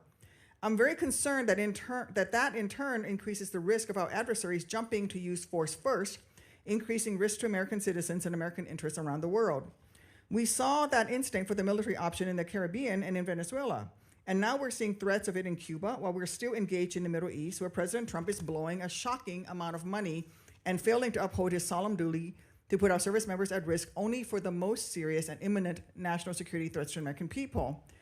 Mr. Secretary, you also wear the hat of a national security advisor. So with both that hat and as Secretary of State, do you agree that this administration has spent more on Trump's war in Iran than you are requesting today for this entire State Department budget request? Yeah, I can't speak to the Department of War would have to speak to you about the money and what they calculate are the costs. I can't give you an accurate answer on that because that's not the thing that I look at. I would think you would have some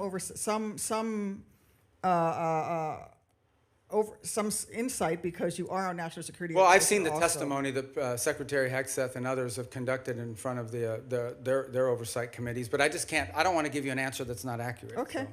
Well, this week, let me put out some numbers that I have. This week, the cost of President Trump's illegal war of choice against Iran are likely to balloon past $35 billion by the rate from DOD's own May calculations, and surpass your FY 2027 budget request of $35.1 billion for the State Department and related programs.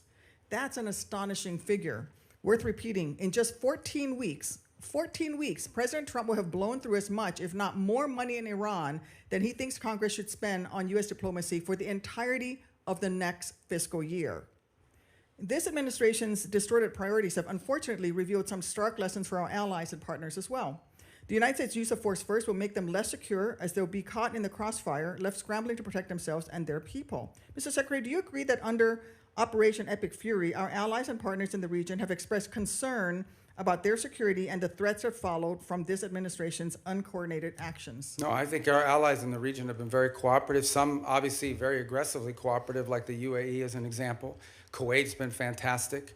Obviously, no country likes to have their oil and their energy infrastructure hit, but I think it's a reminder to them of the threat that Iran poses. And the one lesson when this is all said and done is it's reminded them of, despite all the friendly talk that you've seen in the past, how dangerous Iran is to their own interests, how the billions of dollars Iran has spent, despite sanctions. Iran found the money to build drones and rockets. Okay. And luckily, we've taken a lot of them out, but they still have some, and they still have the ability to launch My question is about our allies in the region expressing concerns, because, you see, public reporting in early May revealed that Saudi Arabia denied U.S. basing and overflight related to Trump's ill-conceived plan to escort ships through the Straits of Hormuz, and they're still not supportive of this risky tanker escort plan.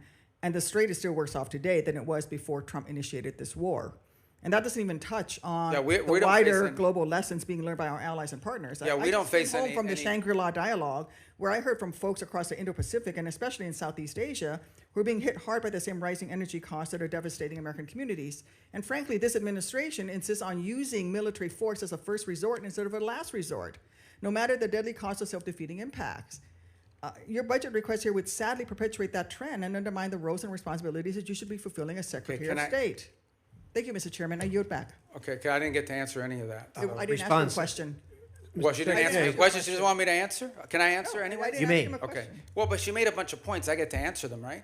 First of all, I don't understand this thing with let me tell you, we were just here, maybe you weren't here, we were just talking about it. We did a peace deal with Azerbaijan and Armenia. We just signed the TRIP agreement yesterday, actually, or last week we signed it. Last night I officialized it. That was diplomacy. That's We great, but the Trump prevented- administration well, has still blown through when more do I money get in to talk to 14 you? Do I get to weeks talk to than this this committee? entire budget that Senator you're Duckworth, requesting. Senator Duckworth, I'm going to let Senator Rubio reply to the statements that you made at his request. Yeah, that's. But we've got a hard stop at 12:30. Okay, but I know, but she said a lot of stuff. I get to answer some of it. All right, so the first is the second is India-Pakistan. We ended that war. We were involved in helping broker that. Thailand, Cambodia, that's diplomacy. We've been very engaged in fact, as I sit here now speaking to you, I've got the Lebanese government and the Israeli government meeting at the State Department starting at 8:30 this morning for the 4th time after engaging last week at the military level. So we're carrying out now, we're carrying out diplomacy all over the world constantly and very successfully in many cases. Now let me make one more point that you raised about the budget request. Guys, we understand how this process works, okay? You guys understand. I know because I've been involved all the time. We OMB produces sort of timelines for every agency. We put forward a budget. We say, this is the money we've been allocated. This is how we would spend it. There is a congressional process, which I'm sure you're aware of. And in my time here, 16 years that I was here, I don't ever recall us once ever taking the president's budget and passing it into law. I'm not walking away from the budget. We can make it work if that's the budget you give us. But I have a sense, I have a suspicion, right, Senator Schatz, that we're going to have to work with you, that we're going to have to, well, you know, that we're going to have to work with you guys on a budget request that meets your priorities and ours. That's how it works. You guys are the appropriators. We have to work within we will tell you what we care about. We will tell you how we're going to spend the money. But ultimately, you will provide us a spending bill, and we will work through those parameters. But we have given you what we can live with. We can make it work. But if you want to, you know, if you're obviously going to have changes here in Congress. But this stuff about diplomacy and the money spent on the war, diplomacy's always cost less money. We don't buy missiles. We don't buy rockets. We don't buy large airplanes and aircraft carriers. But we've been very effective. And I can give you list after list of places where we have had an impact in either de-escalating crisis before it started or ending active wars. And I'm very proud of the work that we've done in that regard, some of which haven't even been publicly discussed in some cases because they weren't high profile. And my last point. We remain heavily engaged in areas that maybe not at the core of our national interests, but nonetheless are related to our national interests. You think about Sudan for a moment and the Quad. This has been a very frustrating situation to put together, but we helped convene a donor conference that got pledges for when that is resolved. We've put a lot of time and energy in a situation that now, unfortunately, has turned into a proxy in the Middle East because of the UAE and the Saudis on opposite sides of it. In Libya, where our work in Libya now it's still divided, but they, for the first time ever, have a joint budget. For the first time ever, are cooperating on energy deals that are going to be beneficial to the people of Libya. So I just don't think it's fair to say we're not actively involved in diplomacy on last year's budget and spending, because we are, and we have been, and to great success. Thank you. Senator Curtis. Thank you, Mr. Chairman. Clock setter, thank you for resetting the clock. Mr. Secretary, thank you for being here. And I'm always truly impressed with your ability to navigate around the globe so articulately and explain the positions. Like you previously, I chair the Western Hemisphere Subcommittee. One of the focuses that I've had is on Taiwan and Taiwan's relationship in the Western Hemisphere. We actually had our first subcommittee hearing on Taiwan's allies in the Western Hemisphere. And as you well know, Honduras switched diplomatic recognition away from Taiwan in 2023 in exchange for a lot of promises from China. No surprise, those promises have not been fulfilled. And the current president, during his campaign, talked about returning back to Taiwan and restoring that relationship with Taiwan. In your budget, you have $245 million for the Countering PRC Influence Fund. And I'd like to note Senator Van Hollen and I have a bill that would actually carve off a portion of that specifically for Taiwan and countering the PRC influence there.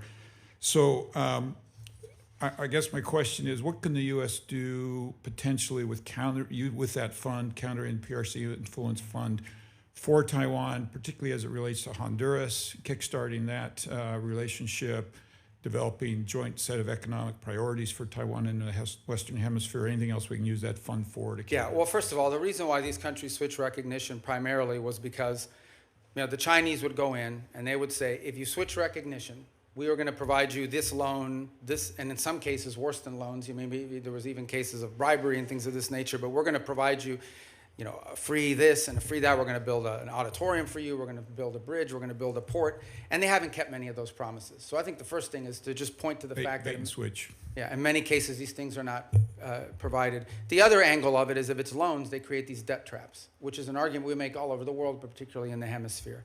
But the broader goal of this fund is not just simply Taiwan related, although that's the reason why that's an action they took as a result of this leverage that was established on them. But more broader, in many cases, these countries are trying to develop their telecommunications system. They're trying to build roads. They're trying to develop whatever it may be. And frankly, the only companies that show up are the Chinese companies. And they show up with lower cost, a financing mechanism, et cetera, et cetera. Now, there's a track record of not completing these projects. There's a track record of flooding the country with Chinese workers that come and do the work.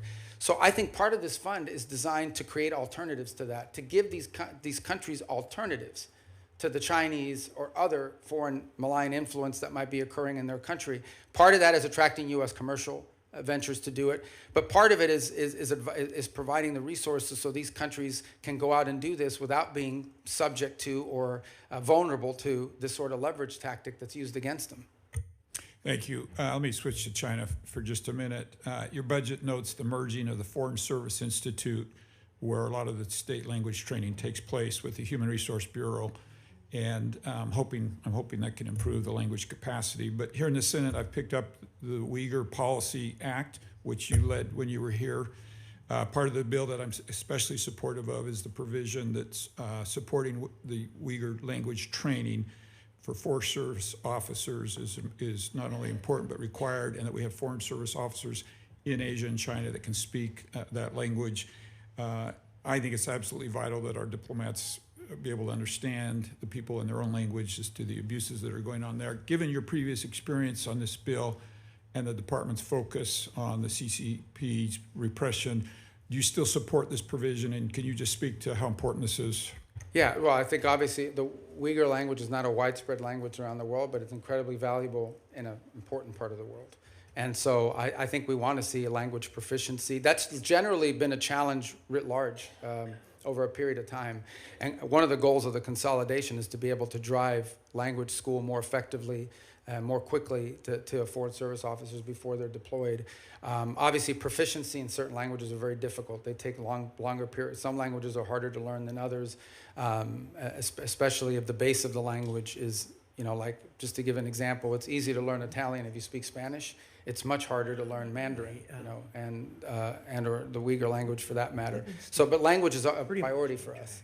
And it's one that, by the way, in our recruitment tools, is one of the things we also look for is whether potential candidates already bring an existing second or third language, which is a huge benefit. Yes, and just very quickly, do you want to clarify, use this opportunity? The president had a tweet about speaking with Hezbollah yesterday. Do you want to clarify for people what happened and anything that you'd like? Well, we received communications via the Lebanese government and the speaker over there on behalf of Hezbollah as early as Sunday about that they would restrain from attacking Israeli territory if Israel did not take new strikes in Beirut.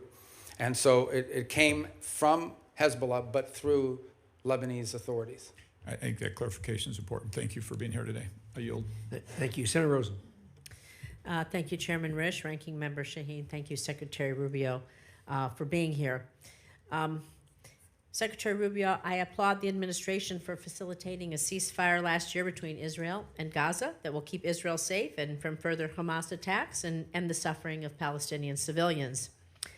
But I have serious questions about transparency, about the funding for the so-called Board of Peace in light of recent reporting that suggests donor funds have been deposited into a private J.P. Morgan account with no independent transparency mechanisms in place. As a member of the Board of Peace, Executive Board, and Secretary of State, you should be in a position to provide us with some answers. And you, as a former senator, know our role here, trying to get answers. And my team's been asking for a contact with the Board of Peace for several months just to do our due diligence, but we've received no response. Can you tell me exactly who my team should be reaching out to, please? Well, I can now because the Board of Peace has finally hired some staff. It's going to be a very lean operation. They're working out of the Institute of Peace Building. So for some period of time, they really were not. It was just a very lean operation. So do you have a name for my? I do. I just don't have it on me, but I will get That's that to fine. you. We will- But we- I think they just hired staff like in the last two We weeks. will follow up with you. Thank you. I have a few other questions. Can you tell me how much money is in the World Bank administered Board of Peace Fund? Do you have a? I don't have the answer because there's not U.S. dollars that have flowed. These are donor funds. So can you tell me how much money is in the J.P. Morgan account? Yeah, but again, those are not Who has U.S. the- government accounts. Those are Who has oversight? Well, that's the key here. That ultimately the oversight over the funds of the Board of Peace will be done, and especially when it comes to U.S. dollars, will be done by you in Congress. We have not committed those funds there yet, although we've made a pledge until they've stood up the Board of Peace administratively. Congress will have oversight ability. Thank you. Well, on the U.S. dollars. Of the U.S. dollars. Can the money in the J.P. Morgan account be used to compensate the president or his family or anyone directly? No one's talking with about the doing president? And you said you just hired some folks and it's going to be lean. About how many full-time personnel do you expect? I think they ultimately want to get up to 15 or 20 full-time. I think they've started at 5, And if so I'm is- not mistaken. is I the- could be wrong, but those are the numbers I recall. So is the $50 million in U.S. taxpayer money that your department wants to give to the Board of Peace, is that going to be used to cover this? But I think that 50 million was reversed. We ended up not doing that as a result of the way it was constructed. The Board of Peace is now built out as an international, non-governmental organization. We will follow up with you on that once you give us a contact after this. Thank you. So Secretary Rubio, during your confirmation and budget hearings last year, you committed to me you would support women and girls programming at the State Department. But under your leadership, you've terminated dozens of awards supporting women and girls. You shuttered the Office of Global Women's Issues, GWE. You fired the entire staff. You said repeatedly that regional bureaus will now be responsible for programs to support women and girls, but my staff has asked every single regional bureau if they have a plan to do this, and not a single bureau can provide me with an answer. And so, Secretary Rubio, I'm just so disappointed. I want to believe that you didn't lie to us, lie to me, and so I want to give you an opportunity to explain how women's issues have been integrated into the I don't know. bureaus. Do we have an outline? I don't know of the who's plan? telling you that at the regional bureaus, because that's not accurate. Some regional bureaus have a larger mandate on women's issues than So others. is As there- you example, like in Europe, it's probably less intense Can you tell than me in Africa. who on your team we can reach out to then to find out? Because we're not getting, they're telling us they don't know. Well, the regional bureaus tell you they don't know. That's Not only correct. does every regional bureau have someone in charge of women's issues, or at least in charge of that portfolio, but most of our embassies, especially in some of these key So can- places, Can are we follow advocating up, and this. can I call you Yeah, and of have a course. conversation because somehow there's a Yeah, communication? because we didn't eliminate the program. We simply felt that there's a difference between the women's issues, for example, that you would face in Africa versus what you may be facing in some part of Could you name a single Asia. new program that you've stood up in the last since the GWE office was closed? Do you know of any? First of all, almost every single one of our programs that we do now, our humanitarian response to crisis, our food programs that we distributed, all of them have a women's component to it. So- Primarily because in these societies, Can we women are the follow up first with ones your team, affected. please, so we can get some clarification. 'Cause Yeah, we we'll haven't been follow able up, to and I'll do give that. you the right people on. But each of these bureaus has someone, or more than one case. The more than last one person. here is there is a International Women of Courage program. You and the First Lady have championed. Are you going to commit to maintaining that? The which one? I'm sorry. The Women of Courage program. You and the First Lady have championed that. Yeah, well, we had an award ceremony last year. So- I don't know if one is scheduled for this year yet. Thank you. With the remainder of my time, I'd like to remind the American people that as the Secretary of State, your main duty as America's chief diplomat is to maintain our relations with foreign nations. This is why I was shocked to see that you were at a party with President Trump in Miami instead of accompanying Vice President Vance to Pakistan for negotiations. What party was I at? I was at a party? It's publicly reported, and there's photos there. But In what fact, party? Steve No, Witkoff but you're going to and say that. I'm Jared going to Kushner- answer it. I'm going to answer But that let me question because finish that's an my absurd statement. I was not at a As party. I finish my paragraph, All right. he can answer. 'Cause people are going to In fact, slander me. I'm going to answer Steve it. Witkoff and Jared Kushner, both of whom were never confirmed by this body to be America's diplomats, accompanied the vice president in the negotiations. Even Iran's foreign minister was not there, yet was there, and you were not. I just feel that's embarrassing for us, and it's embarrassing for you.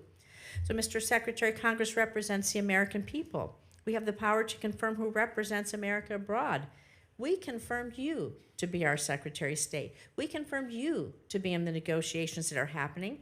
And it's just unthinkable to me that you are missing high stakes negotiations or that you're not involved. It's sad. Senator Rosen, your time's up. Yield back. Okay, But so let me Senator, Secretary Rubio. You're should have the 100% opportunity to inaccurate reply. and 100% wrong. Here's why. Number one, the Vice President of the United States was there, and he wasn't confirmed by us, and he was elected by the American people. Okay? He is the second in line to the presidency of the United States. He was present. Mr. Witkoff is the president's envoy for negotiation for peace deals. Mr. Kushner is a private citizen that serves as an advisor on these functions. They were the team that we sent to Pakistan. I was not at a party. Where I was is next to the president. Because in the midst of those negotiations, I was in communications with them. And in fact, I think there is media reporting from that evening on how on multiple occasions I went into a back room, I came back out and spoke to the president and was constantly updating him. On that evening, I spoke to Mr. Kushner and our negotiating team and Mr. Witkoff on at least 6 occasions, including twice on a secure line from the phone they had access to over there. So you don't know what you're talking about. You're just Senator making Rosen, stuff up. he has the floor. I know your please. staff wrote up this cute statement for your TikTok video, but it's not true, and it's not real. That's not what happened. Okay? I'm the National Security Advisor and Secretary of State. I was co-located with the president in the midst of a high-stakes negotiation so that I could immediately inform him about events occurring halfway around the world. I was where I needed to be at that moment because we had a very capable team on the ground in Pakistan, led by the Vice President of the United States. Thank you. Senator Cornyn.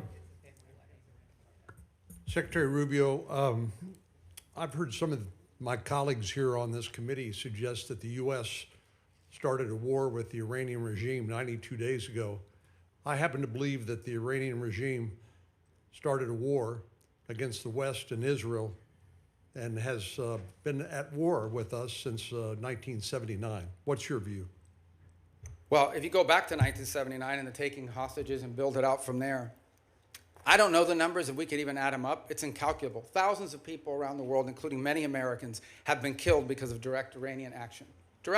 All the IEDs, those roadside bombs that maimed and killed our soldiers, were all the mastermind work of the IRGC for decades. The IRGC sponsors terrorist attacks all over the planet. In fact, they were involved, for example, in the bombing of a Jewish center in Argentina in 1993 or 1994. They're consistently, it's now, we have people convicted in the United States of America, and one was arrested yesterday, Iranian agents plotting the assassination of American political leaders, including the President of the United States. They've been waging nonstop, not to mention their massive sponsorship of Hamas, of Hezbollah, and all the activities those groups have undertaken. So you're absolutely right that the Iranian system has been waging war on the West. But why is anybody in the United States in specific for over 3 decades, but why is anyone surprised? They openly chant death to America, death to Israel. They openly say Israel's the little Satan, but we're the big Satan. So I think at some point when people say this repeatedly, you believe their rhetoric and their actions back their rhetoric. This is a very dangerous regime.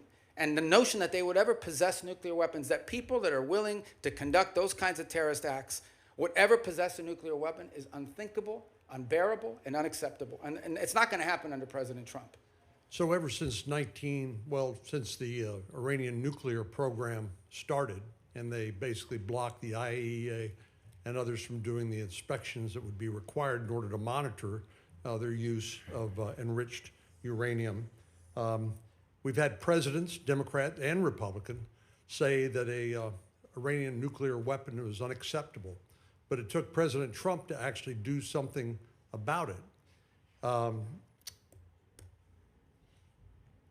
It shocks me to hear some of our colleagues suggest that there was not an imminent threat from an Iranian nuclear weapon. You and I both sat in the same skiff on the Senate Intelligence Committee. We won't talk about the details, of course, but we knew that they continued to enrich to the point where they could produce a nuclear weapon within a specified time. There's some debate about how long that breakout would take, but the idea that an Iranian nuclear program did not present an imminent threat to the United States, to me, is just ludicrous. And I think it defies all evidence to the contrary. But do you think if they had acquired a nuclear weapon, that would change the ability of the United States and our allies like Israel to deal with this nuclear-armed Iran? I think if Iran ever acquired a nuclear weapon, they could very well use it because given the theological nature of their decision-making. But just as problematic is they would have immunity. At that point, your options on what you could do about them would be quite limited, and their ability to hold the world hostage. They'd be like North Korea, for for example? They'd be North Korea, but worse. They'd be better funded. They would at that point decide that they own the Straits of Hormuz forever and everyone has to pay them a toll. And nuclear weapons, you can't do anything about it. They would be able to act with impunity. They would sponsor Hezbollah. They would sponsor they would hyper scale their efforts of global terrorism and completely try to drive us out of the region and ultimately destroy the state of Israel. That's what their goal would be, and you wouldn't be able to do anything about it because they have a nuclear weapon and would threaten to blow people up if you tried to move against them. Notwithstanding the importance of denying Iran a nuclear weapon, I do applaud the president's attempt to try to use some diplomacy here in order to deny them access to the enriched uranium and their other weapons that they use against Israel and the West. But tell me, why do you think anything that the Iranian regime agrees to that they will comply with? What evidence is there that they will agree to anything that they ultimately will stick with? Well, again, and that's why any deal with them you have to enter into it with clearly verifiable steps. So as an example, simply putting something on a piece of paper is not satisfactory. You have to actually commit to doing it, then you have to actually do it. And so that's our view of it. Our view of it is that any concessions that are made, and I don't even call them concessions per se, but any arrangements that are made with Iran have to come after not just they agree to certain things, but they actually do certain things. And let's be clear about this, because I don't think this is talked about enough. If what Iran wants is nuclear energy for their country, there are mechanisms to do it. There are countries all over the world that have nuclear energy, but they don't enrich. They certainly don't enrich the 60%. They don't do it hidden in a mountain, deep buried underground somewhere. If what they want is nuclear energy, they can have it. There are mechanisms for them. The problem with Iran is not that they want nuclear energy. The problem with Iran is that everything they do is consistent with the activities of a nation that seeks to develop a nuclear weapons capability. Thank you, Senator. Senator Schatz. Thank you, Chairman. Secretary, thank you for being here. Tomorrow, I'm going to have you in the Appropriations Committee, and we'll walk the list that we talked about a couple of weeks ago on a conference call, so I won't cover that.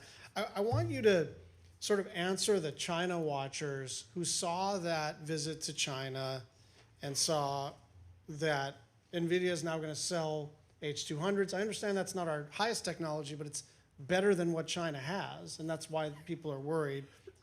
And that, I mean, it's pretty plain that the president violated one of the 6 assurances. I understand that the ambassador and you and others have sort of followed up to kind of smooth the edges, but I mean, it's pretty clear.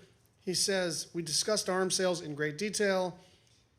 It depends on China. It's a very good negotiating chip for us.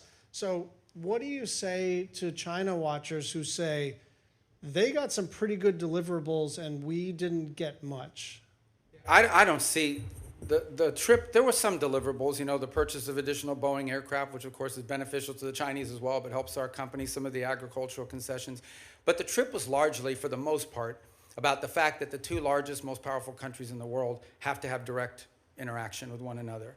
And this was an opportunity to do it. He will reciprocate by visiting the United States later next year. Separate from that, and I don't know if you were here at the outset in my opening statement, or maybe it was in response to one of the questions, I think 2 things are clear. Number one is that we're entering into a period of strategic stability that I think serves the interests of both countries, because the last thing we want is a largely destabilizing event in the Indo-Pacific. But the second is that there are clear differences of priorities. There are clear irritants in that relationship that are longstanding and that are going to be long-term.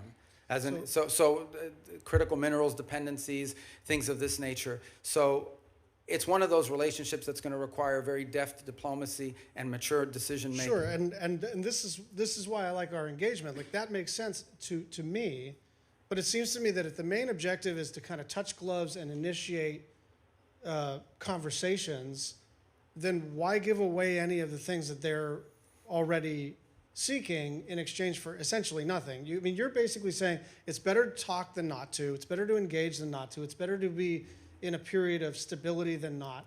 I agree with all that. I just don't understand why we would want to sell them our second best chips, and why we would start to at least complicate the question of our assurances regarding Taiwan. I'm going to move over. We're going to stay in the Asia-Pacific region. The Marshalls, the Philippines, and Tuvalu have declared a national emergency on their energy situation. South Korea says its energy crisis is a war-like situation. you've been around a long time on this committee and now as secretary. It is always the case that something in the Middle East undermines our ability to project power in the Asia-Pacific region. But it's not just a question of opportunity cost and attentional challenges. Now we're talking about our allies in the Asia-Pacific region really taking it on the chin with energy costs because of the Strait of Hormuz. What do we say to them? Just hang in there? Yeah, no, a couple points. It's one of the steps that we've taken and some of the things that we've done around the world, whether it's the release of strategic reserves, whether it's not popular, but, we got questions about here earlier today, but making available for a limited period of time both Iranian oil on the water, though they don't enjoy the revenue of it, and some of the Russian oil on the water as well. The third point, though, that this points to is a much deeper one, and that is that while the Straits of Hormuz provides about 20% of the global oil supply, it is probably 80 or 90% of the supply in the Indo-Pacific, given the geography and so forth. So one of the things that I think is going to come about as a result of all this in the long term is more diversification in where they're going to get their energy from, including from the United States potentially, certainly with Japan and some other countries in the region will benefit. But you know from that the sort of project it takes time. It all takes time. So understood. That's like cold comfort if you're running a country and your gasoline and your fertilizer and all your input prices just skyrocketed because of President Trump's decision to go to war with a country clear across the world. But see, and I understand your point, but I also think in all these questions, we're getting a lot of questions about us. I don't think it's fair because ultimately, the people who have closed the Straits of Hormuz are Iran, and they're doing so in violation of every international law you can imagine. The Chinese are against it. Everyone is. We have, I think, a record number, 140 co-sponsors at the United Nations on this resolution that hasn't come up for a vote yet to condemn what they're doing and to reopen nobody's the Straits. defending what Iran is doing. I think what we're saying is this was not just predictable, it was predicted. This was what everybody said. You don't have to be some expert in foreign policy. You don't need to get into a skiff. You could literally put this into an LLM and say, what'll happen if we take kinetic action against Iran?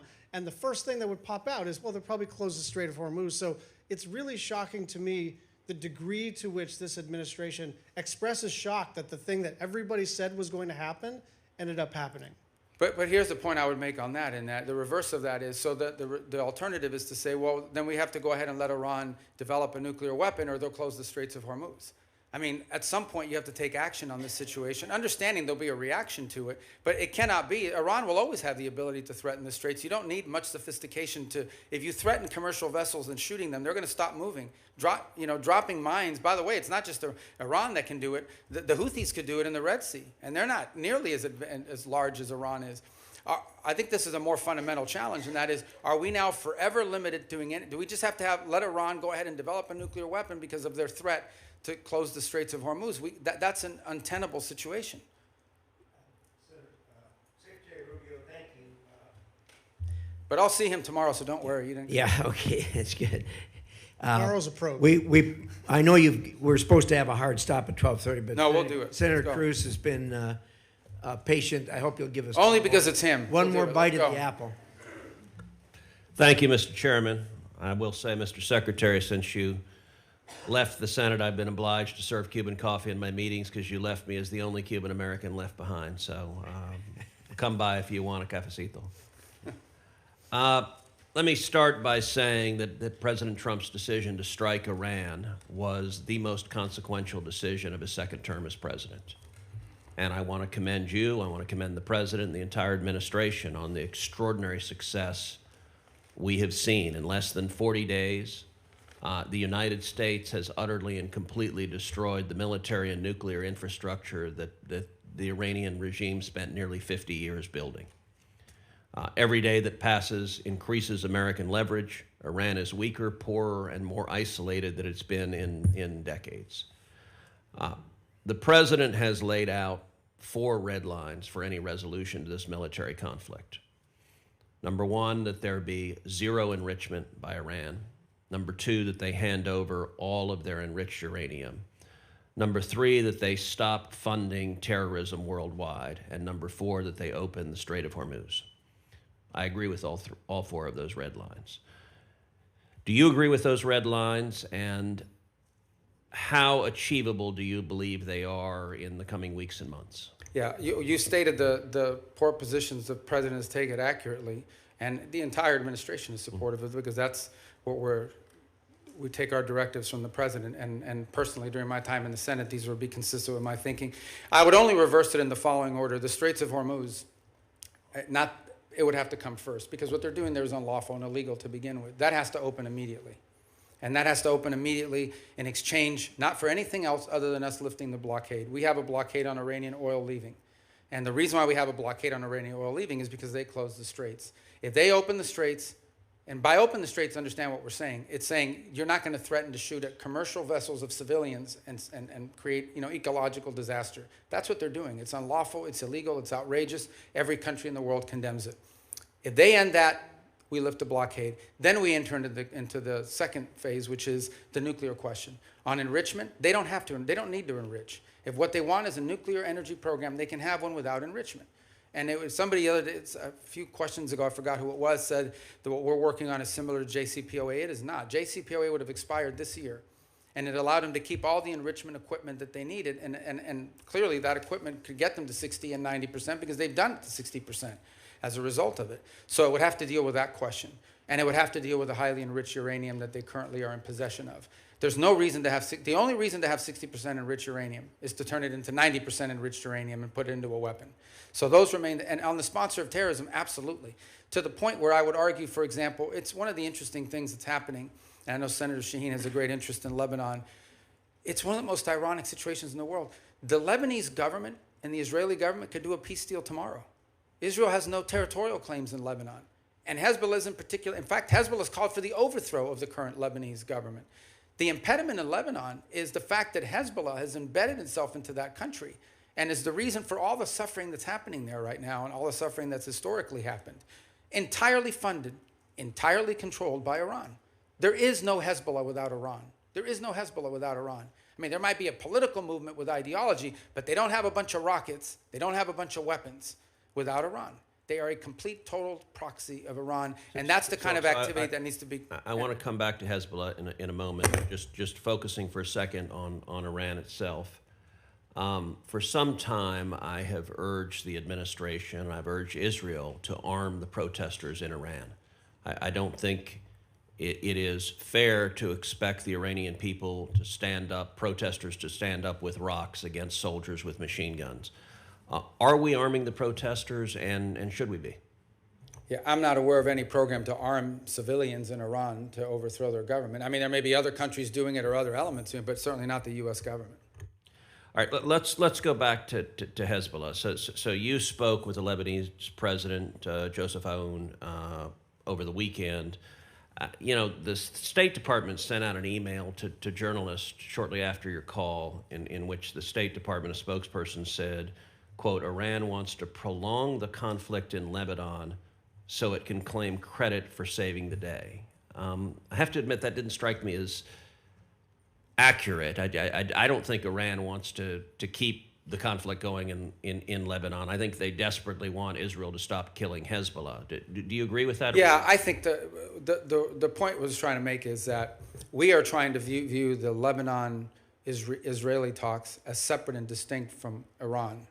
And what Iran wants to do is mix it all together. Because Hezbollah is not legitimate. There's a government in Lebanon. That's who we're dealing with. And Hezbollah is not their equal in terms of who we're going to be dealing with or who needs to be in charge. So the point we're trying to make is that is what Iran is trying to stymie. They are trying to stymie any effort in which Israel and Lebanon can work together and prolong it so that if an arrangement is reached at some point in the future, they can claim credit for having forced it through leverage. And that's why you see, for example, Hezbollah agreed to a ceasefire about a week ago and then immediately violated within hours. You would agree every Hezbollah terrorist that the IDF kills makes America safer? Well, Hezbollah is a danger to the United States. There's no doubt about it. I think the question is, how do you do that? And how do you achieve the objective of demilitarizing and defanging Hezbollah while at the same time strengthening the legitimate government of Lebanon, and particularly the president and others? That's been the challenge there for a very long time. That remains the challenge now, of course. The capabilities of the LAF are not where they need to be. But there are also elements within the LAF that are not who they need to be because they facilitate in some cases and cooperate with Hezbollah. So it's a very tricky situation. But I point you back to two things that have happened in the last few months. Number one, the Lebanese government expelled the Iranian ambassador. because of Hezbollah. The Iranian ambassador says, I'm not leaving, and you can't make me. Okay, that's number one. The second thing that's happened is just a week ago, Hezbollah openly called, went on and said they openly called for the overthrow of the Lebanese government. So no one here should be under any, Hezbollah is not just an enemy of Israel and an enemy of America. Hezbollah is an enemy of Lebanon and of the Lebanese people. Thank you. Thank you. Thank you, Senator Cruz. Senator Rubio, you've been very generous with your time. We appreciate that. For the information of the members, the record will remain open until the close of business tomorrow, June 3rd. With that, the committee is adjourned.